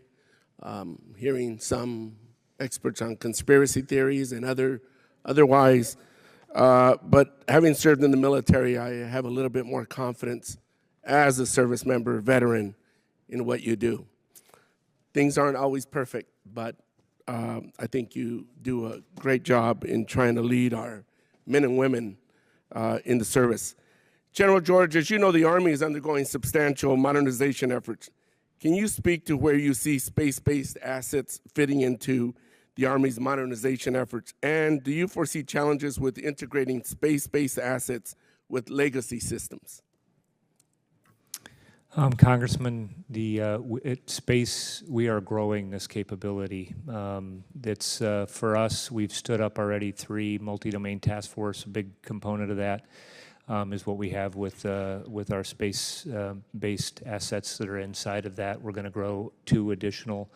The Army is the biggest user of space and on the ground. So I don't see any challenges right now. We are updating our network, which will allow us to share all this. We are learning a lot from commercial industry as well. So I think we're on a good path as it relates to space and building that capability and working with the Space Force. Thank you. Secretary Wormuth, the Army is simultaneously undergoing both a significant force structure and recruitment enterprise transformation. Do you see these 2 reforms complementing each other? How will the new recruiting enterprise help fulfill new force strength goal of 470,000 soldiers by fiscal year 2029? Thank you, Congressman, and thanks for your opening comments of support. Appreciated. I am confident that our recruiting transformation is going to help us. We're already doing better, and I think we'll just keep doing better over time. We just selected our first cohort of warrant officers who are going to be focused on recruiting. They're going to go into the field this summer. We're in the process of developing the pipeline for how we're going to start taking enlisted soldiers and making them specialized recruiters. I think that'll be really important. We are looking at things like what does the recruiting station of the future look like? We have a new innovation cell that will be standing up that's going to help us understand, to a conversation I had with another member earlier, what's working and what's not working. And then, of course, we're looking at, as we build new units like our multi-domain task force, or as we grow additional air defenders or grow soldiers with space capabilities, we're working with our recruiters and our G1 to make sure that we are filling those billets and able to recruit that kind of great talent into the Army. Thank you.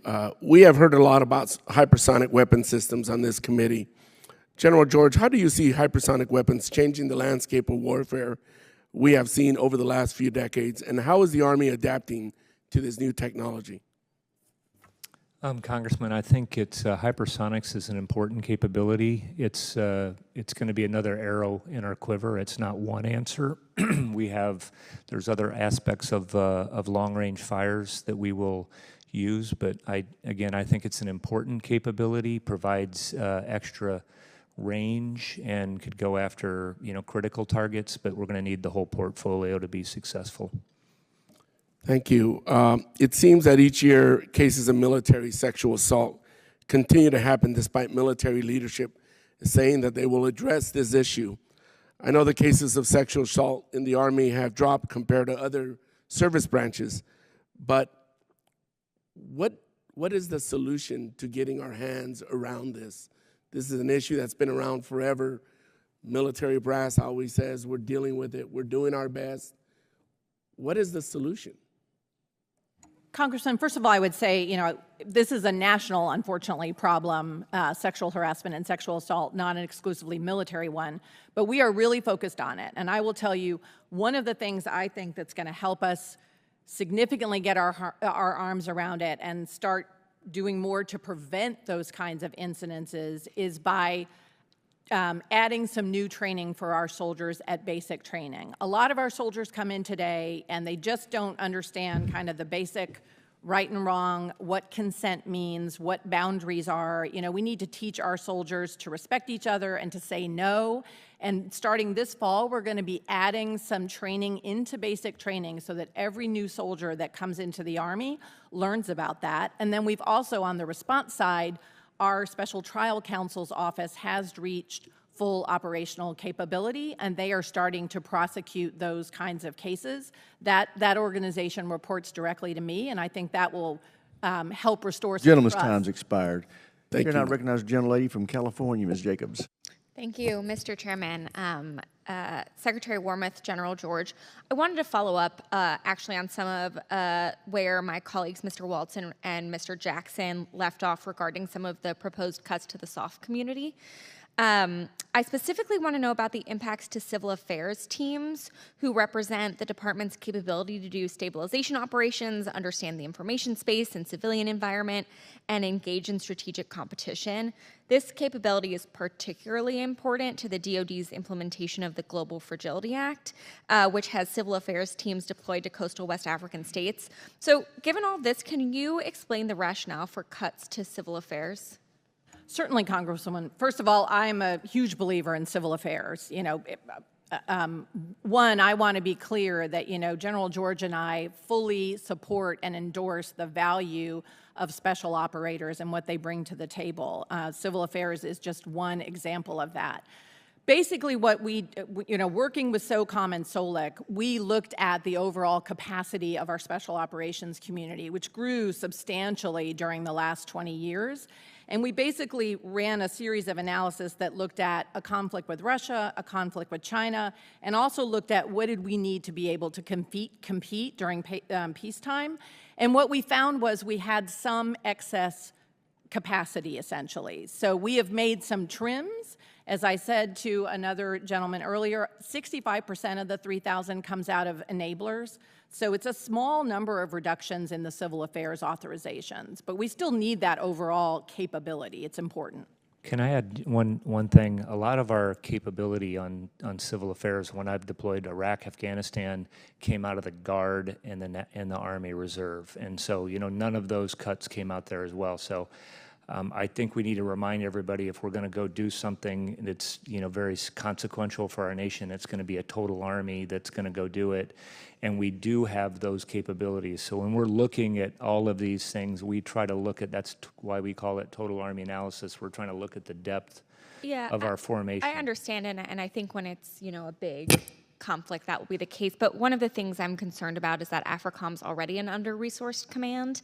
So I was wondering, in your assessments of these cuts, do you have any analysis on how this would impact civil affairs positions in AFRICOM's AOR? And in particular, I've heard concerns that potentially Cote d'Ivoire might not be able to have a civil affairs presence after these cuts. And, especially as the coastal West African states are so important for the Global Fragility Act, how will you mitigate these impacts, especially in those areas? Congresswoman, I think the way I would say that is we worked with SOCOM and SOLIC to look at the overall capacity. With what is still there after the cuts, it will be up to, say again, the AFRICOM commander to decide where to allocate those. So I think if there's a pressing need in Cote d'Ivoire, there's still going to be a capability to be able to be provided there. Those kinds of decisions about where to send our civil affairs folks generally comes from the combatant commander. It's kind of a gift map request. So if AFRICOM wants to do that and working with the Joint Staff, we do support with Guard and Reserve and active duty. I mean, we look at a total Army solution if something is important, and we're obviously, as a Title X supporter, we're directed to do that mission. We'll do it. Great, thank you. I appreciate that. I'd like to turn to the implementation of the Civilian Harm Mitigation and Response Plan. As part of this, the department established the Center of Excellence and committed to achieve full operational capacity by FY 2025. Can you discuss the progress in achieving this capacity and how the department is ensuring staffing reflects a range of service branches? Certainly. We have established the Center of Excellence. As I'm sure you know, Mike McNerney is the director of that center. He has a military deputy director and I believe a civilian deputy as well. The different services have contributed to staffing that center, and as far as I know, everything is on track, and that they are already working with the combatant commanders to provide advice and counsel where needed.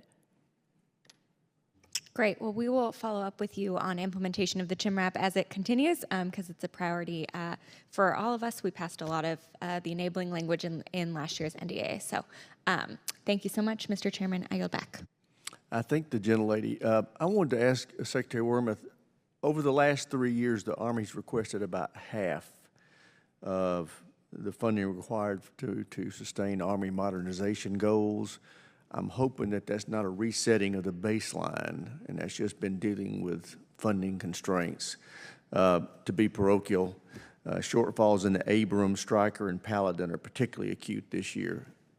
Can you tell me where you're going with this? How do you intend to close that gap, or have you reset your baseline for spending?